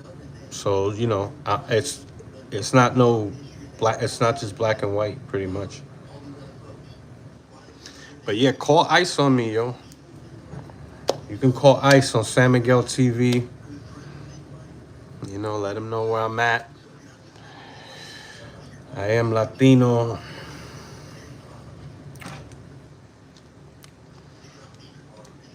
Yo hablo español. I speak English. And I can read a little bit of Hebrew. And I don't speak Ebonics, Meech, so sorry if you can't understand me too good. But I don't speak Ebonics. Merry Christmas. Merry Christmas. And happy Thanksgiving.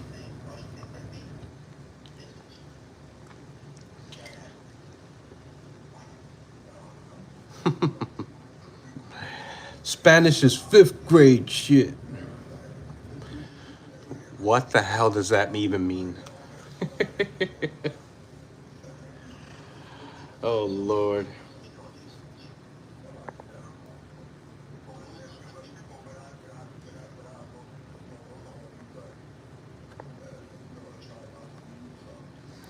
No, there's no such thing as mixed race.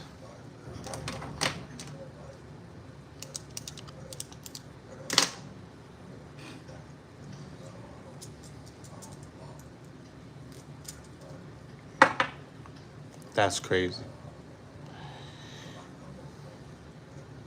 Retarded Latin. I don't speak Latin. Man, this is funny. Oh man. Hell yeah, Mexicans are racist. Mexicans, I mean, of course, not all. We don't even have to say not all. But one thing they don't do is marry. One thing they don't really do is marry outside of their people. Usually, Mexicans marry Mexicans. They might go to, Central American, unless they in California. Then you got the Blaxicans, black and Mexican. That's a little thing happening in California. But for the most part, Mexicans stick to their own people, just like Haitians. Haitians too. Haitians don't be mixing like that. Haitians be sticking to their own. That's not, I'm not opposed to that shit. You marry whoever the hell you want. If that's what you want. That's what rocks your boat. Shit, go for that.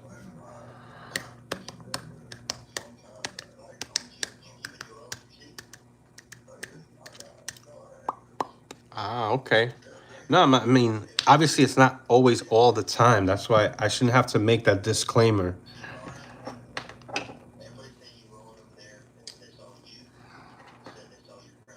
But the vast majority of the times, Mexican marries Mexican. They keep it within the family. I mean, I'm not mad at that.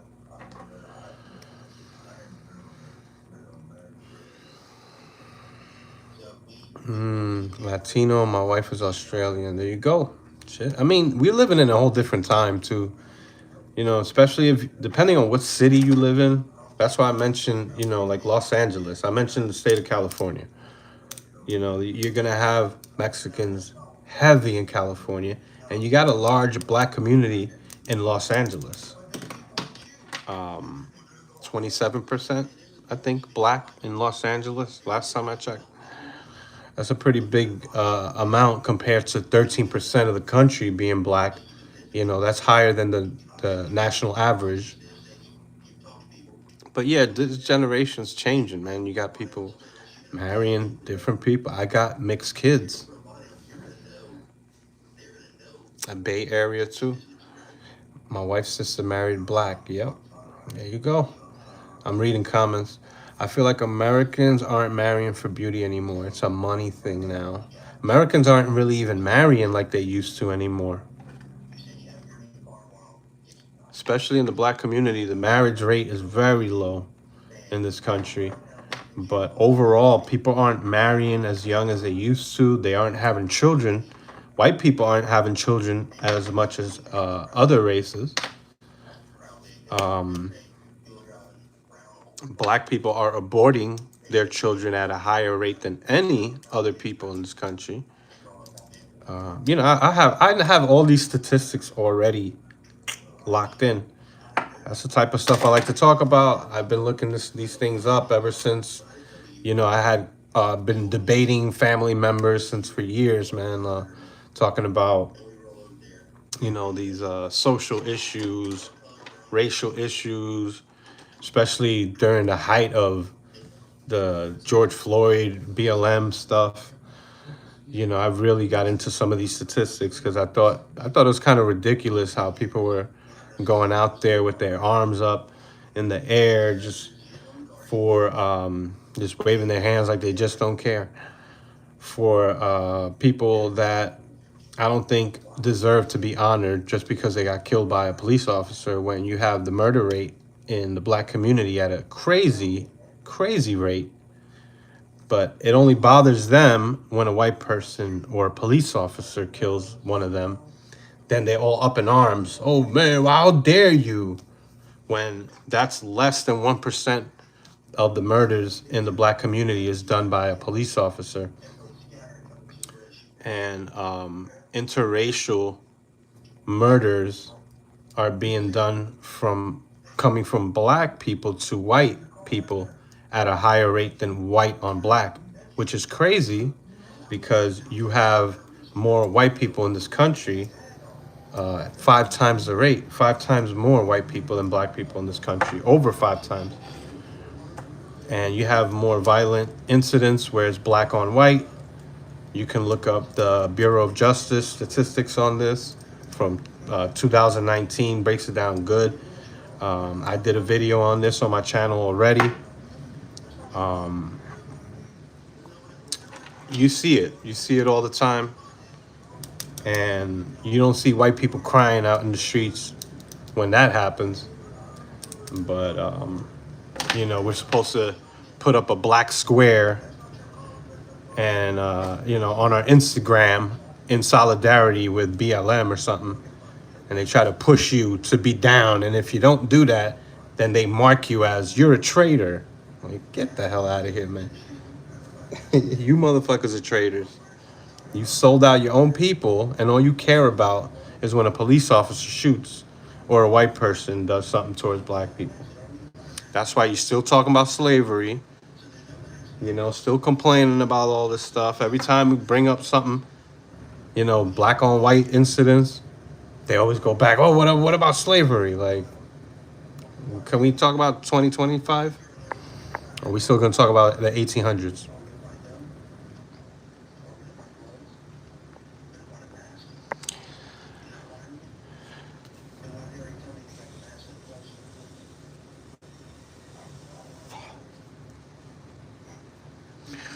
Right, our country belongs to all of us.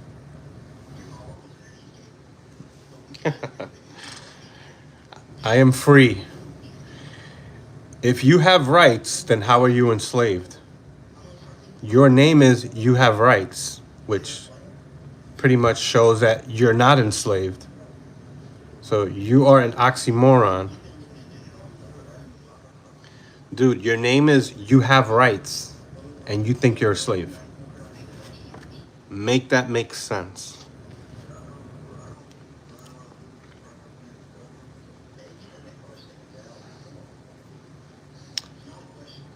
No, exactly. Thank you, Meech. Set the record straight, Meech. I'm not an immigrant. Thank you.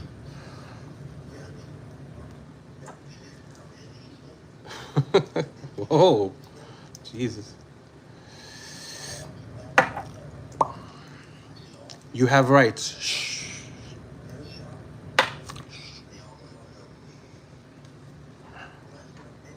You're being disrespectful towards black people that actually were real slaves. Meech, how you gonna let this guy disrespect your ancestors, bro? He's saying that you're still a slave.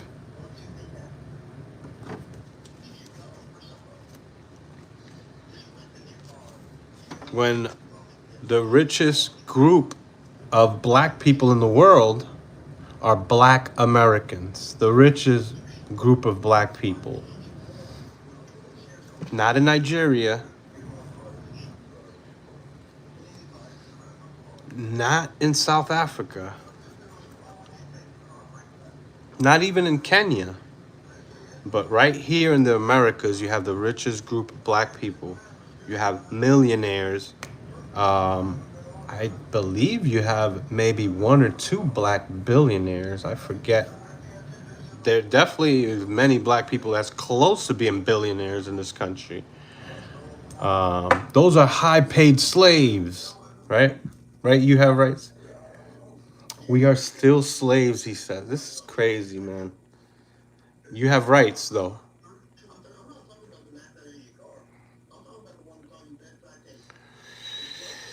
But yeah. Yeah, we don't live in mud huts like they do in the Congo, you know, where your ancestors came from, Meech. You know, if it wasn't for the slave trade, you would probably be living in some mud huts somewhere in Togo and Benin. So be thankful to your slave masters.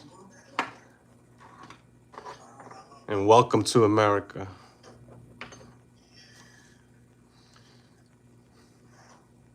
You know, The Back to Africa movement, Marcus Garvey,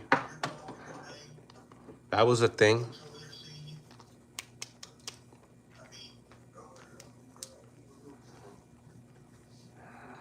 You have ancestors in Africa for sure. Your ancestry comes from Africa. So that means that you do have a connection to there, obviously. But you are an American, right? You were born here like me. I'm your brother. You're my brother. We all brothers. We some sisters up in here. Some of y'all were born brothers and became sisters later. You know, you have that right in this country. You know, just make sure you're an adult when you do that, because you're going to regret that you got castrated at age 15 and then you want to have your thing, you know, sewed back on, and they tossed that thing in the trash already.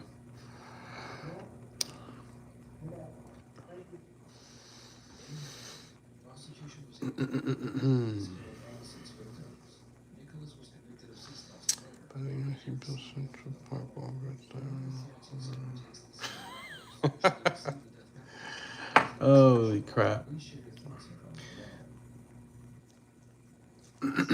The Indians sold Manhattan to the Dutch for pennies.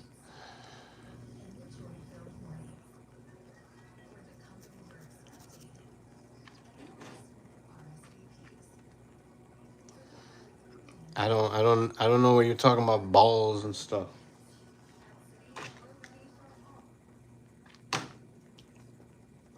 No, I don't care about your balls. You have rights. Please stop.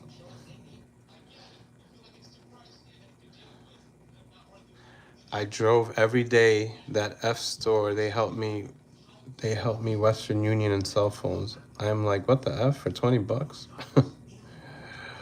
Oh my God.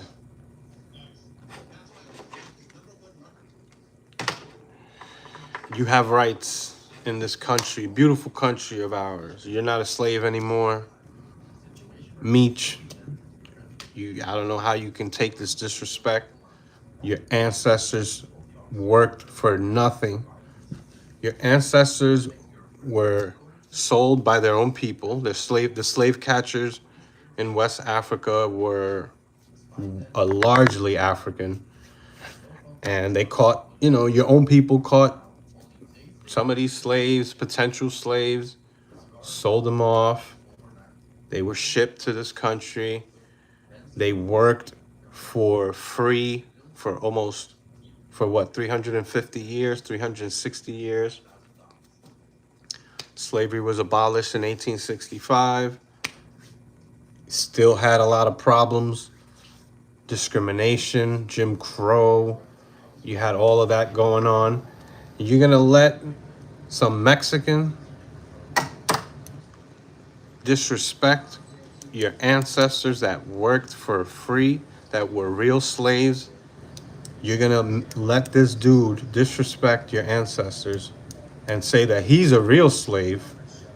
He thinks that he's a true slave right now in 2025, and that in the 1800s, what your people went through, it's pretty much the same thing, right?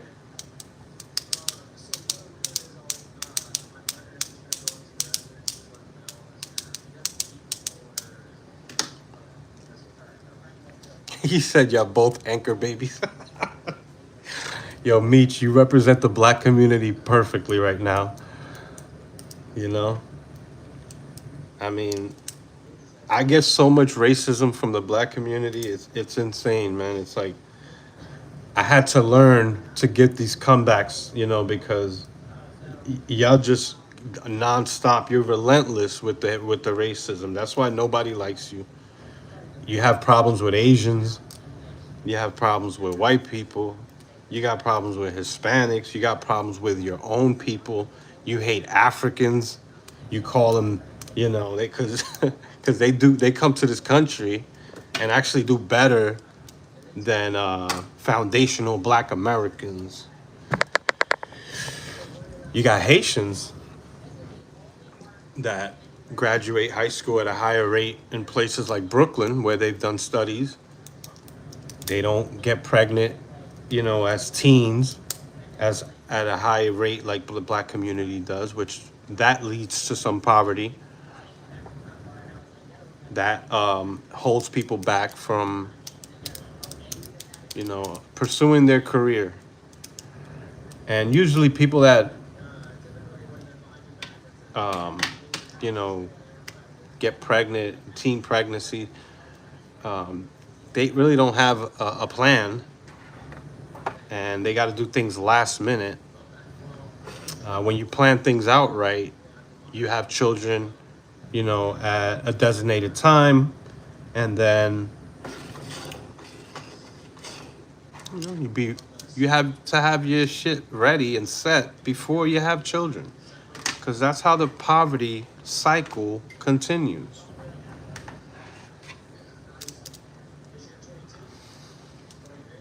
There's a lot to say here. What up, me? LGBTQ in the house? I ain't mad at you.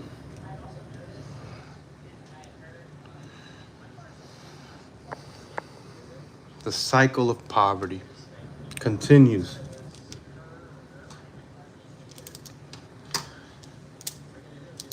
The home ownership in the black community and the Hispanic community is low. It's lower in the black community. And Asians are kicking everybody's butts.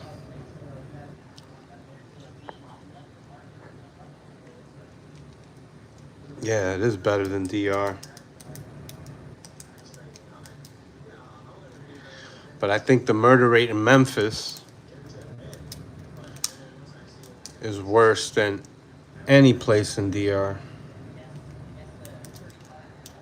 But, you can fact check me. Let me know what comes up the other end.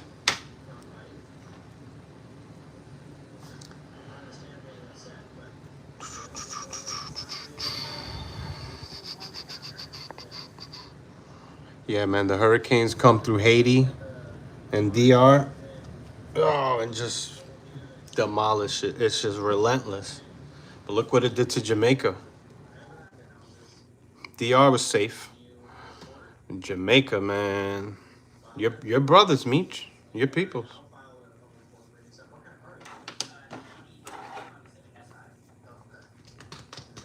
Your brother from another. Hey, Meech, there's a thing called per capita, where even though there's a higher population in a certain place, you can still factor the rate when you do it per every 1,000 or every 100,000 citizen or every 1,000 citizen. It depends. It's called per capita. Go learn about that. That's why I said any place, you can compare it. It's not about the size. It's about the motion of the ocean.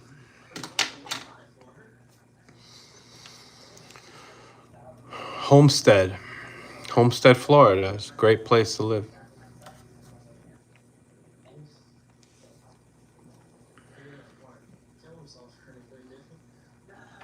Dude, there's a thing called white flight, where people leave black people. They want to get away from you. There's a thing called black fatigue, where people don't want to be around, like St. Louis, Memphis. In Baton Rouge, I think there was a district that wanted to separate, and it was considered a racist thing. But, I mean, you have the right to segregate, if you want to live amongst your own, if you don't want to live amongst certain people. And you also have the right to integrate. I don't hate, I don't discriminate either one. But people definitely being fatigued, Meech. I think you need to look it up. They don't come to this country to live alongside black people. I'm sorry, that's not what's being done. People don't come to the United States because of black people. Holy shit, that's crazy. The main character syndrome, Narcissism, sociopathic, just the center of attention. Just me, me, me. It's insane.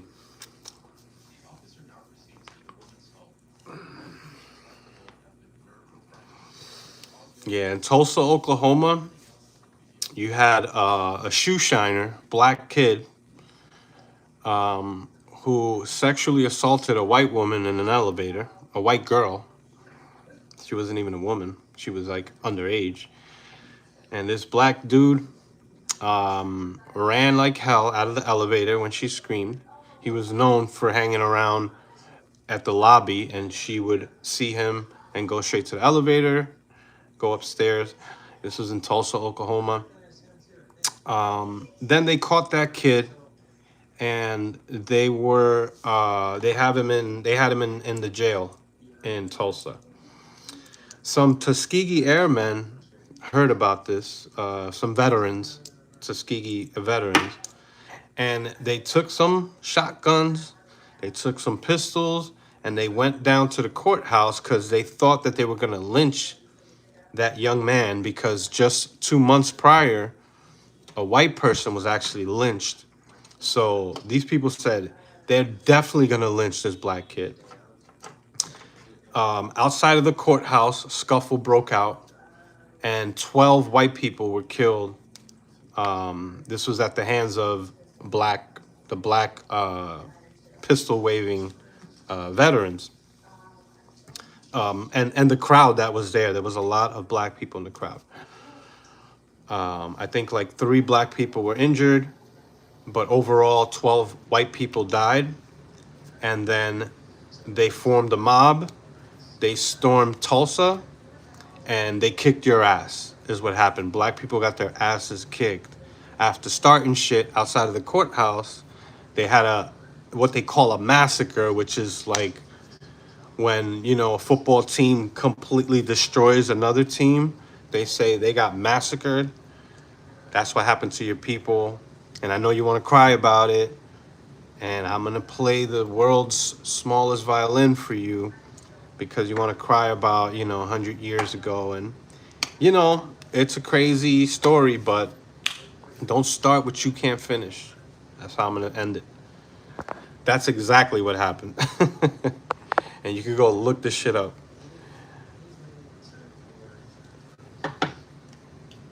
The problem is that you have revisionists, history revisionists, that are claiming all types of other things. They say that they bombed. They did not bomb Tulsa. There's no evidence of any of that. But they did come through and burn some of the houses down, some of the businesses. There was one doctor that opened up a bank, and he was a black physician that had money, and they had a little bit of money flowing through there, but it was mainly the doctor that had the most money in the community. But there were other people with money too. It wasn't, you know, what you like this damn Emerald City, like they try to make it seem. But it was thriving, and this was in the 1920s. So that's the story. It was a FAFO moment.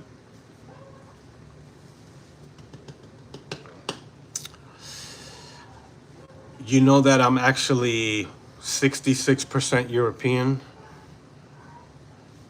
So Mexicans are registered as white. If you go look at mugshots right now, Hispanics are going to almost always be registered as white. In Orange, if you look up Orange County arrests in California, you look up Orange County mugshots in California, Seminole County mugshots in Florida, and you look at the race, they usually always put Hispanics as white. That's because the majority of Hispanics are white. Even amongst the mixed race in Dominican Republic, The race distribution is usually 65% European, 25% African, 10% indigenous. Do the math, that equals 100%. This is what I do. I already know these numbers by memory because I read and I study these topics. These are my topics. This is why you see me focusing on this constantly, because this is what I'm mostly familiar with.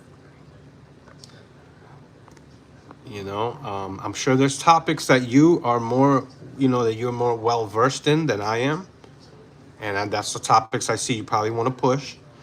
But at the same time, you're giving out false information that seems like you're a sovereign citizen and just, I don't know. Chicago is in the house, maybe? I don't know.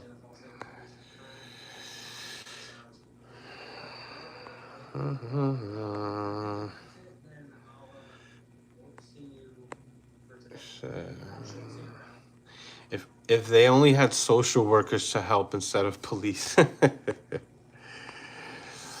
Yeah, I'm only 24% black, and you want me to register as black? Do you think that I am a black person? I don't understand this right now. You got people in the chat saying, yo, you think you're black? And then you got this cat saying, yo, you think you're white? You probably register as white. Since Hispanic is not a race, what race should Hispanics be choosing? Especially when the majority of them are mostly European. There's a very small percentage that's mostly African, especially in Dominican Republic. Puerto Rico has more indigenous DNA. You might find 25% indigenous, 24. A friend of mine just did his DNA test. He was 27% indigenous, about 25% black, and I think 55 or 45% European. So he's still more European than he is indigenous or black. And that's just usually what it is. That's just how it works. But, back to the Democrats, back to the Hakeem Jeffries. Let's go back and review some of the shit that we was talking about earlier. Yeah, even Obama was half white, but everybody just calls him black, including himself. What's the deal? I love that. Kev Rob, you're the man, bro. There's finally some sense up in here. You got people that totally want to erase whiteness. They don't want to be white. They're ashamed of being white. White people built the Colosseum, the Leaning Tower of Pisa, the Eiffel Tower, the refrigerator, the automobile, the iPhone. Thank you, Steve Jobs. But people are going to say 100 years from now, yo, Steve Jobs was black. Black people made the cell phones, man. The real Hebrew Israelites were black. The real indigenous Americans were black. And one day they're going to say that dinosaurs were really black. Yo, dinosaurs were black, yo. It's ridiculous, man. It's an identity crisis is what it is. An ounce of black equals black. You know where that comes from? Nah, I'm Dominican. You know where that comes from? That comes from the one drop rule that says if you have just the littlest bit of black in you, that you're just black. That's called a one drop rule. That's a fact.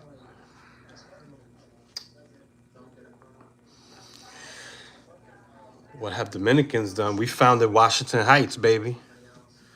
We just kicked Puerto Rico's ass in fucking baseball on Saturday. You heard me?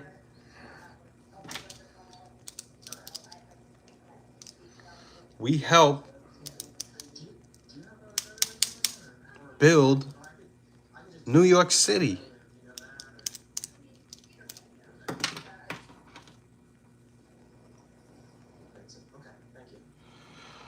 But Dominicans is very recent.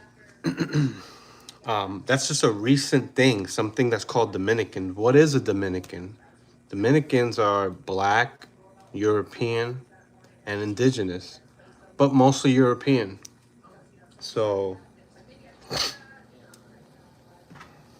you know, you can't go back to 1500, 1400s and say, yo, Dominicans was around. There was no Dominicans around. So you want to compare 500 years, 300 years. Come on, man. We getting shit done. We probably have a lower crime rate. That's what I need y'all to look up. Remember we were talking about that? The crime rate, the murder rate. Let's compare Detroit to Dominican Republic and see what comes out. Holy shit. Ugh. It's just funny. The highest paid baseball player right now is Dominican. His name is Juan Soto. But Barry Bonds was the man too. Can't forget about Barry Bonds. But let's talk about, okay, bring it back. Ooh. No. Did Ohtani just get a new contract?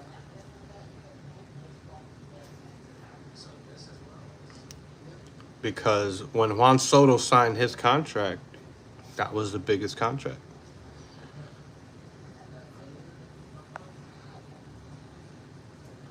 Ohtani, baby. Yo, Asians taking over. God damn it.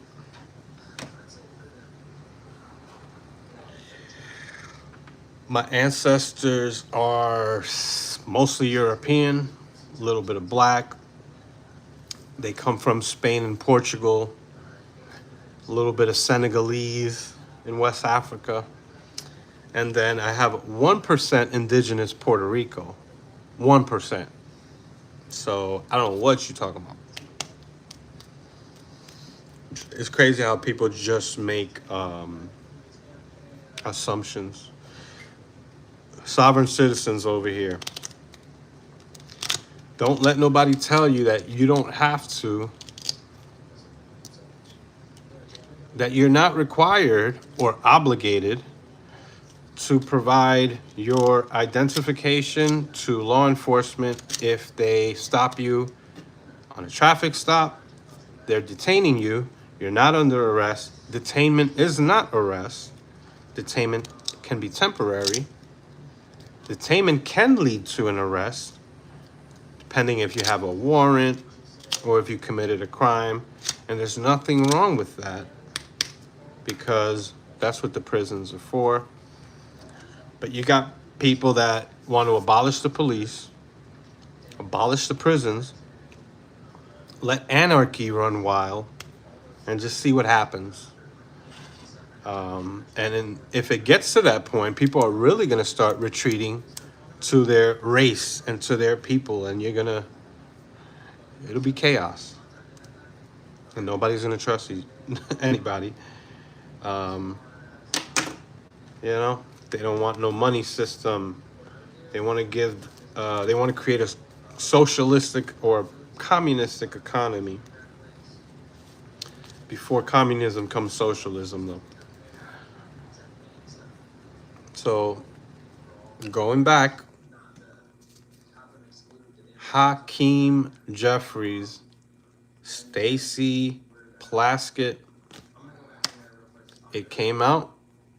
Some of the Epstein information shows that they have been somewhat affiliated, especially Stacey Plaskett, taking advice on how to question Michael Cohen during the deposition of in 2019 when she was given information directly by Jeffrey Epstein. This is insane what's been coming out. I can't wait to see more. I'm going to do more live videos on Epstein.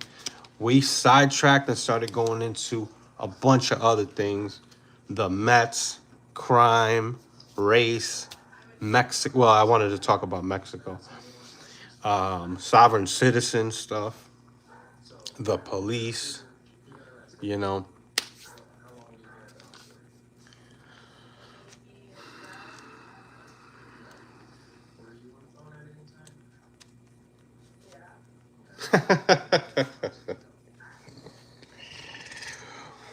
Oh my God. But how come you have commercial licenses and then you have a regular driver's licenses? How come you have class A, you have commercial vehicles, you have all types of different licenses? Dude, you don't know what the hell you're talking about. This is insane. Like, you have rights. Who's saying that you don't have any rights because you're a slave? He wants to give you hope to let you know that you do have rights. He thinks that it's slavery to be stopped by police if you commit a traffic violation. That's slavery. Like, this is the type of people that this society is breeding. I wouldn't be surprised if this cat is like 23 years old.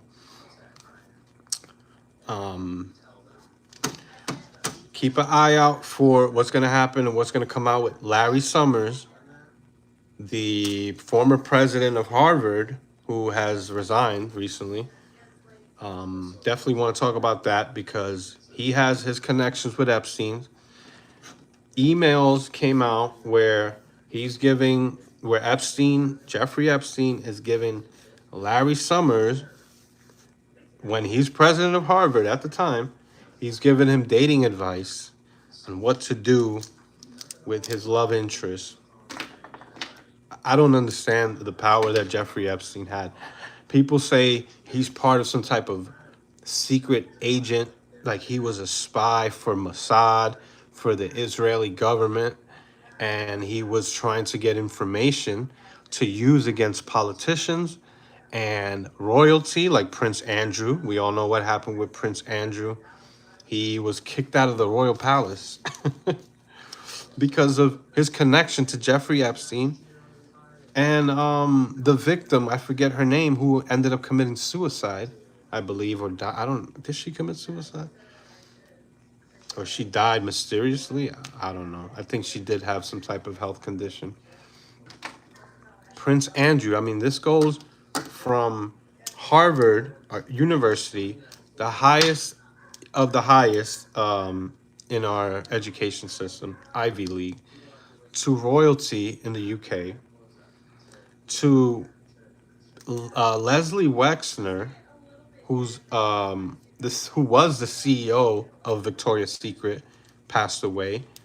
But before he died, he gave power of attorney to Jeffrey Epstein to run his whole, to basically make decisions on his behalf. Power of attorney, POA. You have J.P. Morgan Chase paying off victims, class action settlements to Jeffrey Epstein victims because of his connection, or J.P. Morgan's connection to Jeffrey Epstein. You have the oversight committee that exposed the solicitation for Jeffrey Epstein to donate to Democratic campaigns, like Hakeem Jeffries. Not to say that he had any direct communication with Epstein, but it does look like his team did. And that is something that we need to pay close attention to. The Epstein files will be released publicly, and it got overwhelming approval by the Senate majority. I mean, only one Republican voted against it for whatever friggin' reason. Let's see if he comes up. Just wanted to, bring that back because we were talking about that. And, que viva Mexico. You know, I said all that shit just to say I love Mexicans, I love Mexico, and I want them to get their shit together. It's not all their fault, man. Those are hardworking people. Um, and we're going to make Mexico great again. Together. Everybody's in the Epstein files, Meech. My Theo, your mammy.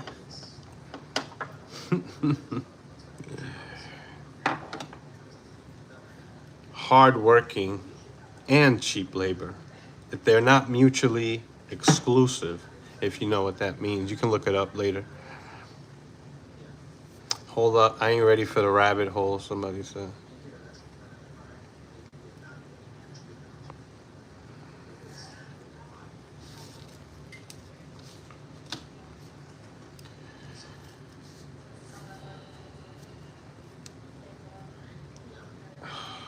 Dude, you have the right to shut up. You make no sense, man. You making no sense. Stephen Hawking, before he became a drooling vegetable. But yeah, you have the right. What are you, Mexican? Already. Already.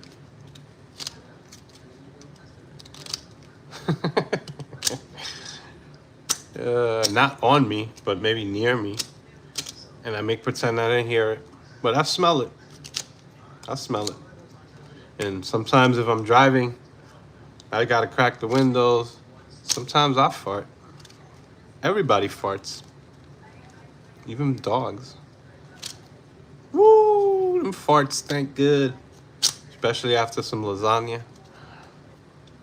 I have rights. We only have to go about removing people because Biden betrayed the country and let more than 15 million people. 15 million, right. I said 5 million or something. 15 million. Dog farts are disgusting. Holy hell. What has this chat turned into? What has my live stream turned into? Thanks for the diamonds or whatever I've been getting. Bubba 2028. They let all you Latinos cross the border so they can kidnap desperate people, babies. God damn it.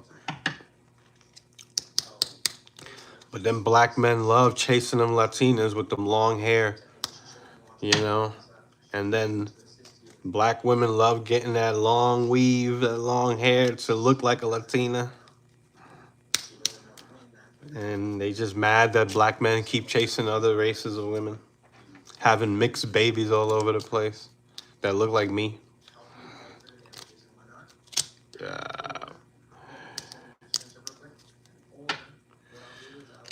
Epstein's painting of Bill Clinton in a blue Monica dress was hilarious. Yeah, you know, the person that painted that, you know, she had no clue that Epstein was even going to buy it eventually. And she didn't like what it turned into because people turned it into a whole like conspiracy theory. But whoever painted that, I forget the woman's name. I was just looking into that like yesterday because it came up. That photo, that painting always comes up and it's hilarious. It's so fucking creepy. Why did he buy that? That's crazy. You know, but I know he had a lot of dirt on Bill Clinton. I mean, I'm surprised that cat, people know. People know the Clintons are dirty.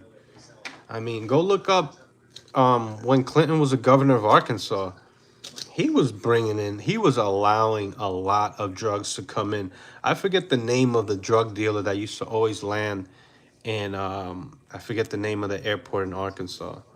But them drug runners knew that they could land in Arkansas and they'd be safe. And then they go have dinner with the governor. There's stories, man. I forget the name. They made a whole movie where Tom Cruise played the pilot, and then they had to redact a bunch of stuff. They had to change the whole thing because it involved the Clintons. Like, they were going to really involve the Clintons in that movie. Somebody put that movie up. Tom Cruise played that the drug runner. Donald, Bill, and Hillary were all friends with Epstein. Yeah, that's true. That's true. They were all friends up until a certain point, but Bill Clinton remained friends even after the conviction. And that's what's important right there because, you might, I mean, everybody that had money at that time knew Epstein. Epstein was powerful, and he was always trying to get in tight. That's the thing. That's what I was saying. He was always trying to get in those circles. Why? Did he do that on purpose to bribe people and get money? That's what part of his business was. He gets people on tape and on video doing things that will get them in trouble. Then he blackmails them. And why he never did that with Trump? Where's all the evidence against Trump? Nothing has come out yet. I'm not saying it won't. And if it does, you got to condemn Trump. And some people are not going to condemn Trump. Even, there's people that will, ride or die no matter what. And, you're never going to, I mean, I always say this, you're never going to agree 100% with everything that anybody believes in or says. But you have to, when it comes to voting for a candidate, it definitely comes down to the worst, the lesser of two evils many times. You got to be honest about those things. But like I was saying earlier in the live stream, I I align more with conservative politics, even though I consider myself independent in the middle. But there are some liberal politics or left-leaning politics that I definitely align with. But that's not the most important, um, you know, it's not the most important policies or the most important things at the moment to me. I think we're at a time when it was very important to secure the border. So Biden didn't do that. And usually Republicans are tough on the border. We have to have secure borders, just like if you own your own property, you want to have a secure property. You want to have security around your home to protect your valuables. It's just a basic human thing. Looking at it on a broader level, you protect your borders. It's the same concept. Both parties have had a history of being horrible, man, and not doing what the people want, and just giving big businesses their cuts. There's things that all this money that's going towards Israel, that's been going towards Israel. I get what America's trying to do and becoming an ally, having the only ally in the Middle East is Israel for the United States. But all this money that goes towards Israel, it's ridiculous, man. 300 and something billion? Like, come on, man. Is it that much? Am I overstating it? Saudis are allies too. Yeah, and Syria. I know Trump, had his meeting with the president of Syria, and people didn't like that, but it's like that's what you're supposed to do as a world leader. But he's former Al Qaeda, just recently denounced Al Qaeda. You gotta, what you gonna do? You gotta try to be at peace with all people. The scriptures say, if possible, be at peace with all men. I'm not a Christian, but I like the Bible. I like certain scriptures. There's good things in that book, life lessons and wise sayings and proverbs. Just that you can live by. But yeah, dude, he just had the ruler of Saudi Arabia in the White House. Yeah.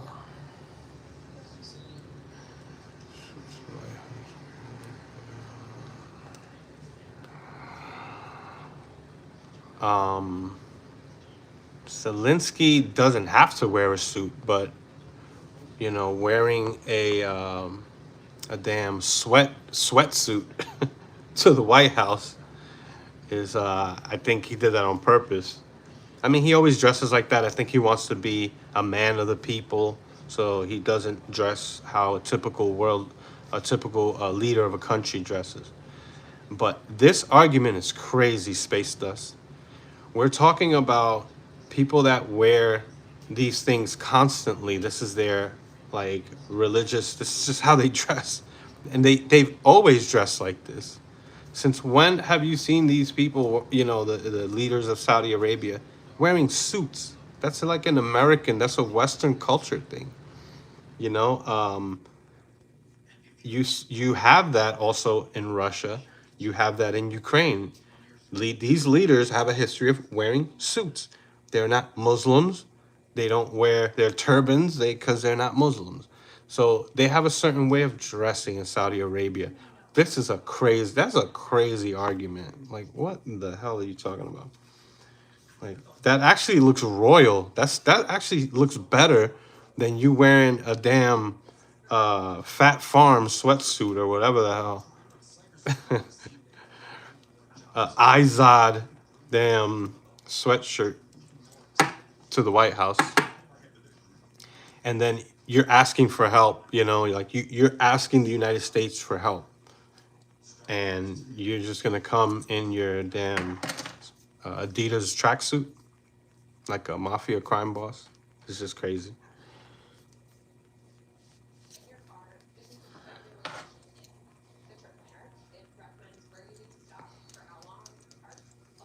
It's crazy.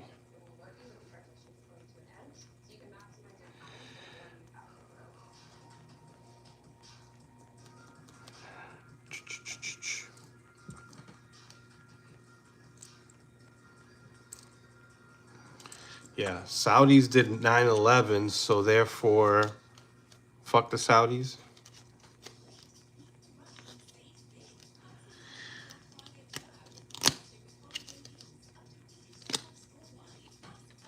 Fuck all Saudis.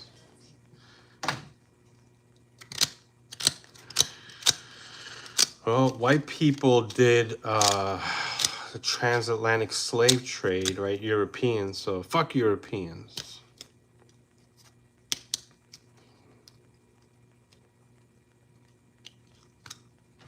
Let's see what else we got going on. I don't know if there's anything else I wanted to cover. Is there any information coming out about Thomas Crooks right now? He had an unbelievable social media footprint. He's posting things on YouTube comments. His criticism of Trump gets increasingly violent. And the comments were being flagged by other YouTube users. Had he been successful, would have dramatically. Yeah, we want to get more information on Thomas Crooks, the would-be assassin that shot Trump in the ear. Remember him? Everybody forgot about him. Why don't we talk about him no more? Let's start that conversation. Yeah. He should become more engaged on this. These are really important stories. These are really important problems that we really need to. So you're saying, Space Dust, the people that are in the government right now in Saudi Arabia, they did 9/11 is what you're saying? You know you're wrong on that, right? That's crazy. The idea of a deceitful deep state, conspiracies like a rogue FBI working in the shadows to cover its own tracks. Cash Patel, Dan Bongino, and Pam Bondi. Nah, what happened was Trump had a packet of ketchup and he put it on his ear, and then it looked like he got shot in his ear, but it was a packet of ketchup. And if you look on the ground, you can see there was an empty packet of ketchup that the female agent stepped on, and it got stuck to the bottom of her foot as she was walking off. And all the video evidence is there. All the video evidence is there. In the 18 months since it happened, Tucker Carlson, the private investigator, to reveal many social media posts and accounts which paint a very detailed picture of Crooks' changing views and influences. Crooks was on YouTube threatening to murder officials with sufficient intensity. Another user said the FBI recommend your post and followed up with Of course I'm joking. But man, it's been 2.5 hours. I'm tired. I gotta go. And I'm gonna call it. But that'd be a good one. Maybe we could do a follow-up on Epstein, talk about Thomas Crooks. We'll see what's going on with Tyler Robinson. You know, Charlie Kirk's murderer, assassin.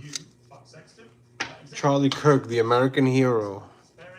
I'm just saying that to get a bunch of y'all mad. I know some of y'all Charlie Kirk haters up in here. The same people that were praising George Floyd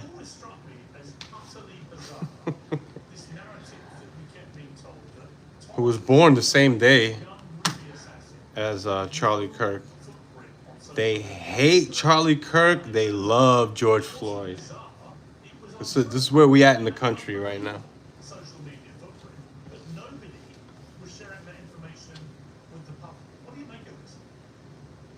Well, certainly if someone self-radicalizes in any way, any direction, they're going to be engaging with extremist content. Yeah, people are being radicalized, and you can see the opposition, the polarism of, I'm right, you're wrong, you're stupid, you're an idiot, I'm smart, you're dumb, and therefore you're less than nothing. Dude, you've been on, some of y'all have been on this live stream for 2 hours, 2.5 hours.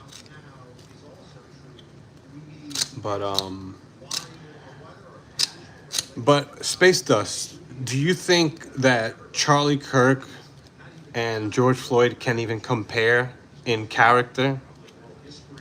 You know, because I've seen plazas, statues built and named after George Floyd, and you know, tattoos and people crying, and you know, riots and property damage to the you know, millions in Minnesota.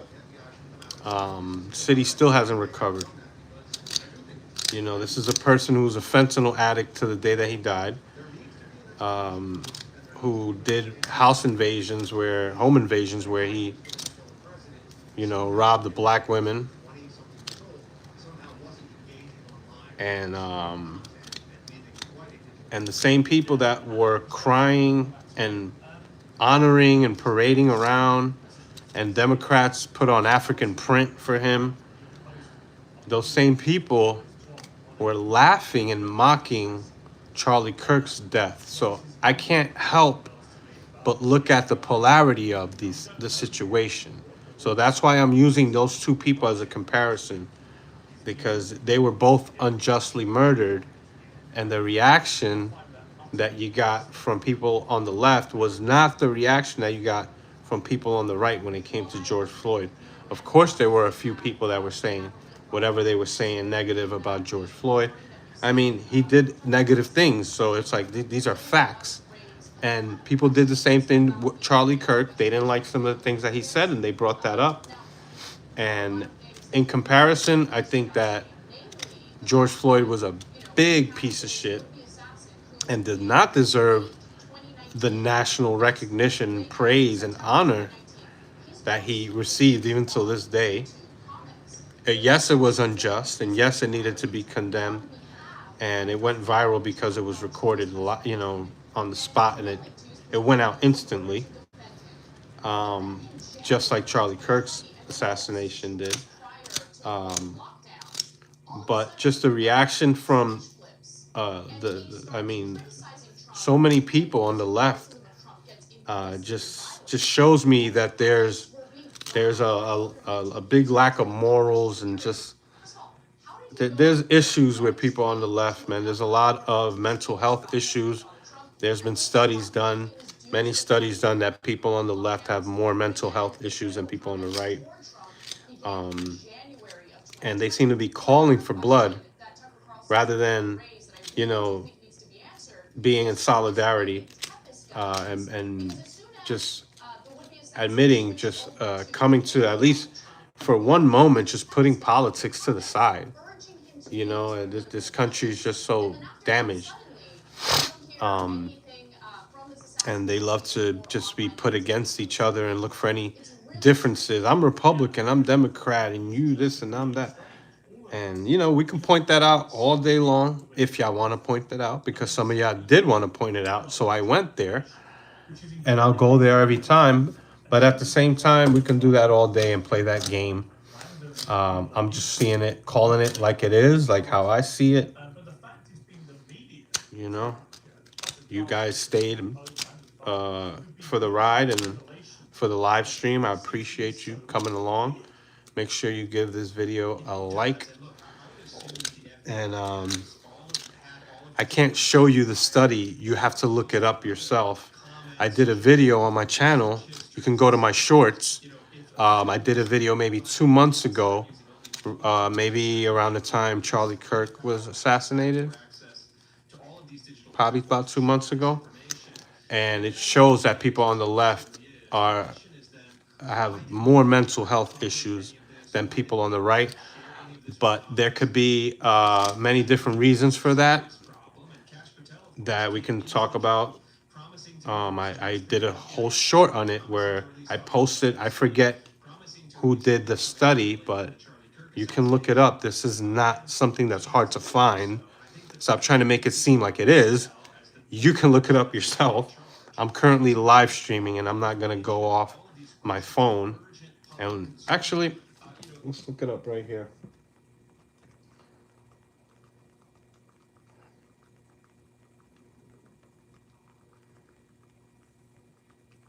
Let me see if it comes up. This is YouTube. But I mean, somebody can look it up right now. Whoever can just jump off real quick and look it up. You know, and just, I guess, post the source.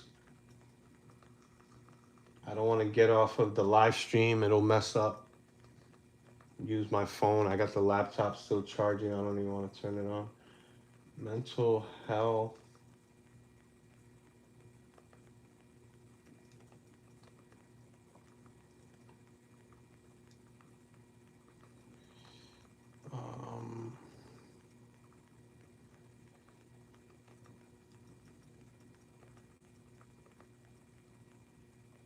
Liberals.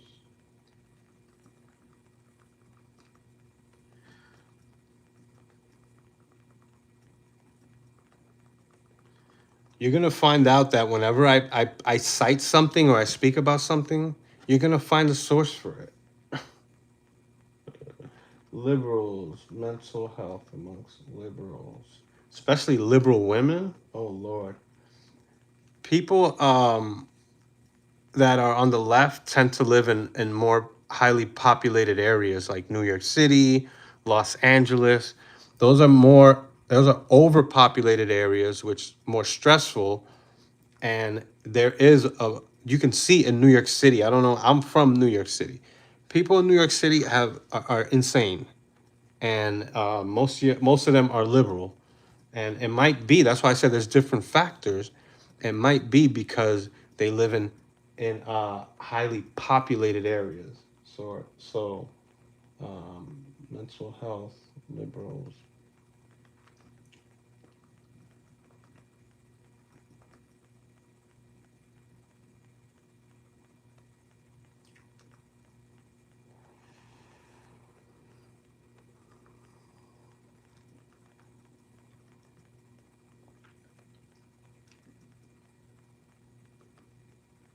The Hill. About people who are most vulnerable.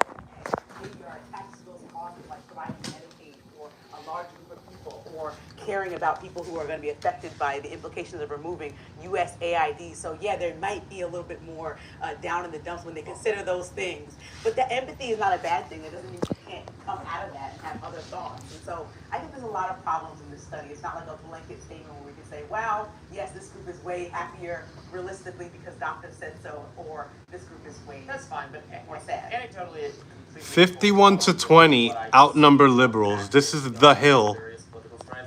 You're a messenger. You talk about your ideas, which are more liberal. You smile on your face and a positive disposition, I think that's a good thing. Don't you see the meltdowns that liberals had when Trump won?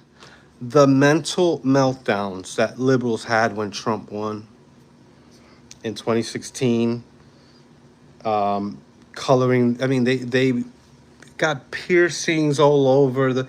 You've got to have mental health issues when you got all types of blue, purple, yellow colored hair and you got tattoos on your face. People that have tattoos on their face, you know, liberals love them tattoos on their faces. That's a sign. That's a big sign of a mental health issues. Why you got tattoos on your face?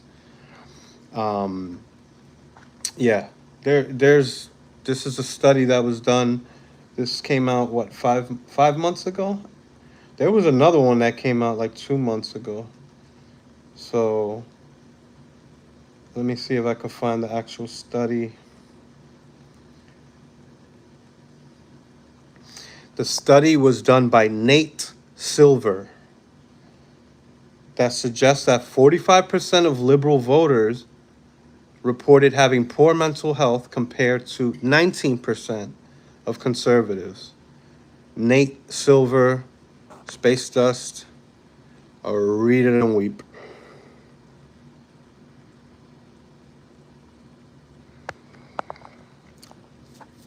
Yeah, from what I've seen, your Democrat buddies are the ones that have recently been soliciting Jeffrey Epstein for information, for money. We're talking about in the last 5 to 6 years after. This is after Epstein has come out and been convicted for all types of pedo shit. That's your peoples, man. Your peoples are the ones that wants to have drag shows and include children and have men dressed up in drag, sometimes twerking in front of the children in provocative ways. That's your peoples. That's your peoples that want to have gender affirming, um, you know, gender affirming studies or gender affirming classes and group what do they call them damn things? You know, I'm not too familiar with some of the madness, but you know, the same people that you ask them what is a woman, they can't answer these questions. um you know, Jeffrey Epstein has been donating to Democrat causes way more heavily in the last 15 years than he has for Republicans. This is since his convictions in 2008. You saw an uptick in Democratic sponsorship. Before that, before anybody knew, he was donating to Mitt Romney. He was donating to George Bush. You know, I'm sure probably some of them knew. Definitely Bill Clinton. He was visiting the island. But, you know, if we want to talk about liberals versus conservatives, I pulled up a mental health study by Nate Silver. And it suggests that 45% of liberal voters reported having poor mental health compared to 19% of conservatives. And it's clear. I mean, you can see it in the cities that are majority liberals, New York City to Los Angeles. You have some of the biggest loonies. Seattle has a high suicide rate, very high suicide rate in Seattle and Portland. Very highly populated with liberals. And you know this, man. So again, you wanted me to cite the study. I did. I even showed you, I guess The Hill is more left leaning, but they used to be a little bit in the middle. I think they're somewhat, centered, but they still have their very lefty hosts that, you got Robbie Soav. I think he's more conservative. He's a host on the Hill, but they like to get a little bit of both. But let's see if we can find another one. Yeah, it's not a shocker.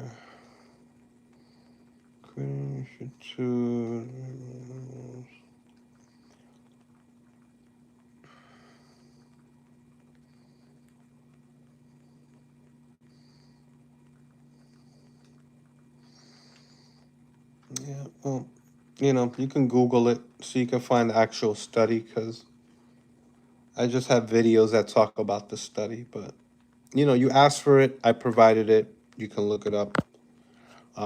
What's being revealed right now, let the truth be revealed, let the truth stand. The public wants the truth. We want the information. It's going to keep coming out.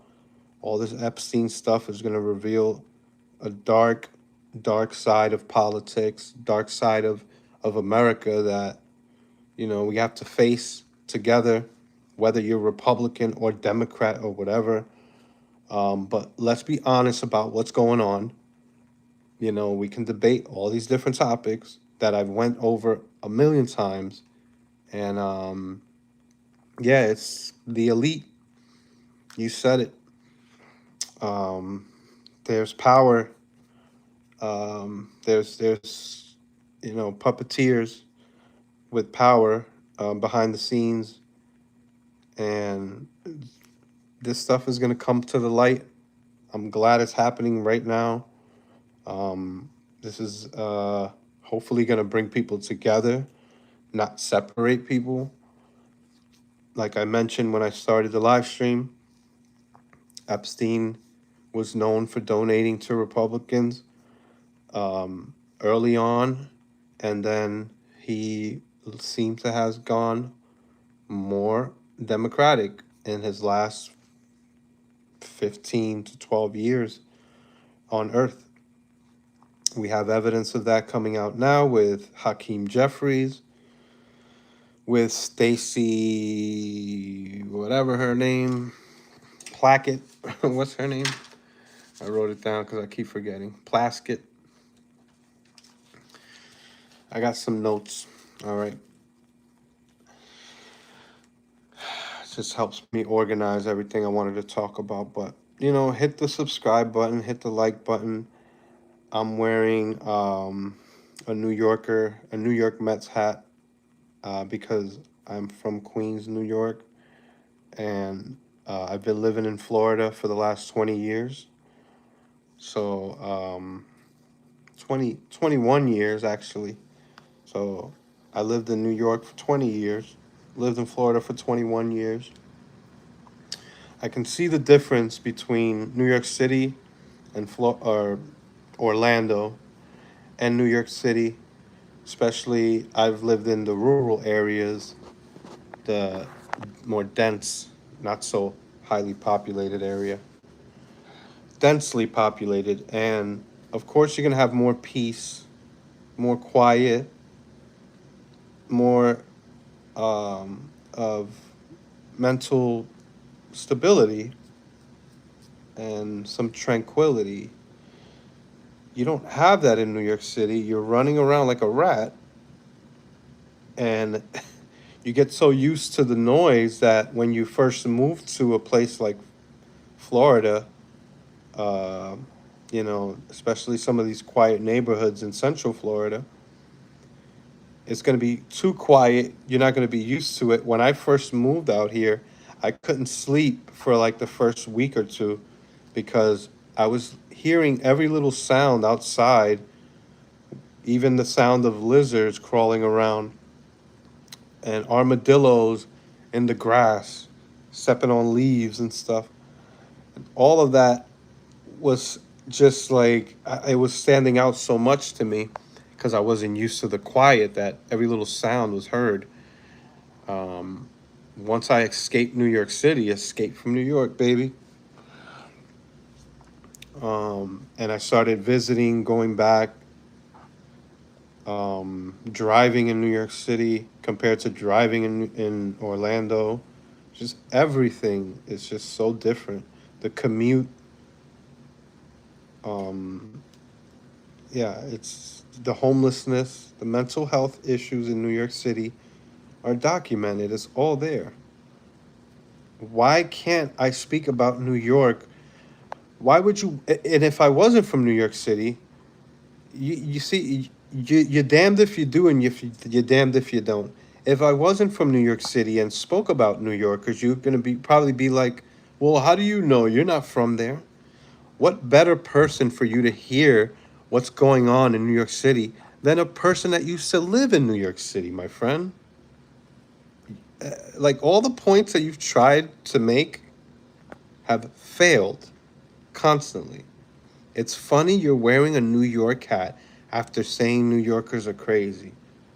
What point do you think that you made, dude? Like, please. And then I tell him, go look up the studies. No thanks, guy. You don't want to look up the studies about what you were just asking about? I don't understand. People are insane. No, the hat passed, baby. The team failed. But yeah, what can we do? All we can do is just wait, see what comes out, and I'll be back, and you'll be back. I'll see you on the next one. San Miguel out. San Miguel TV.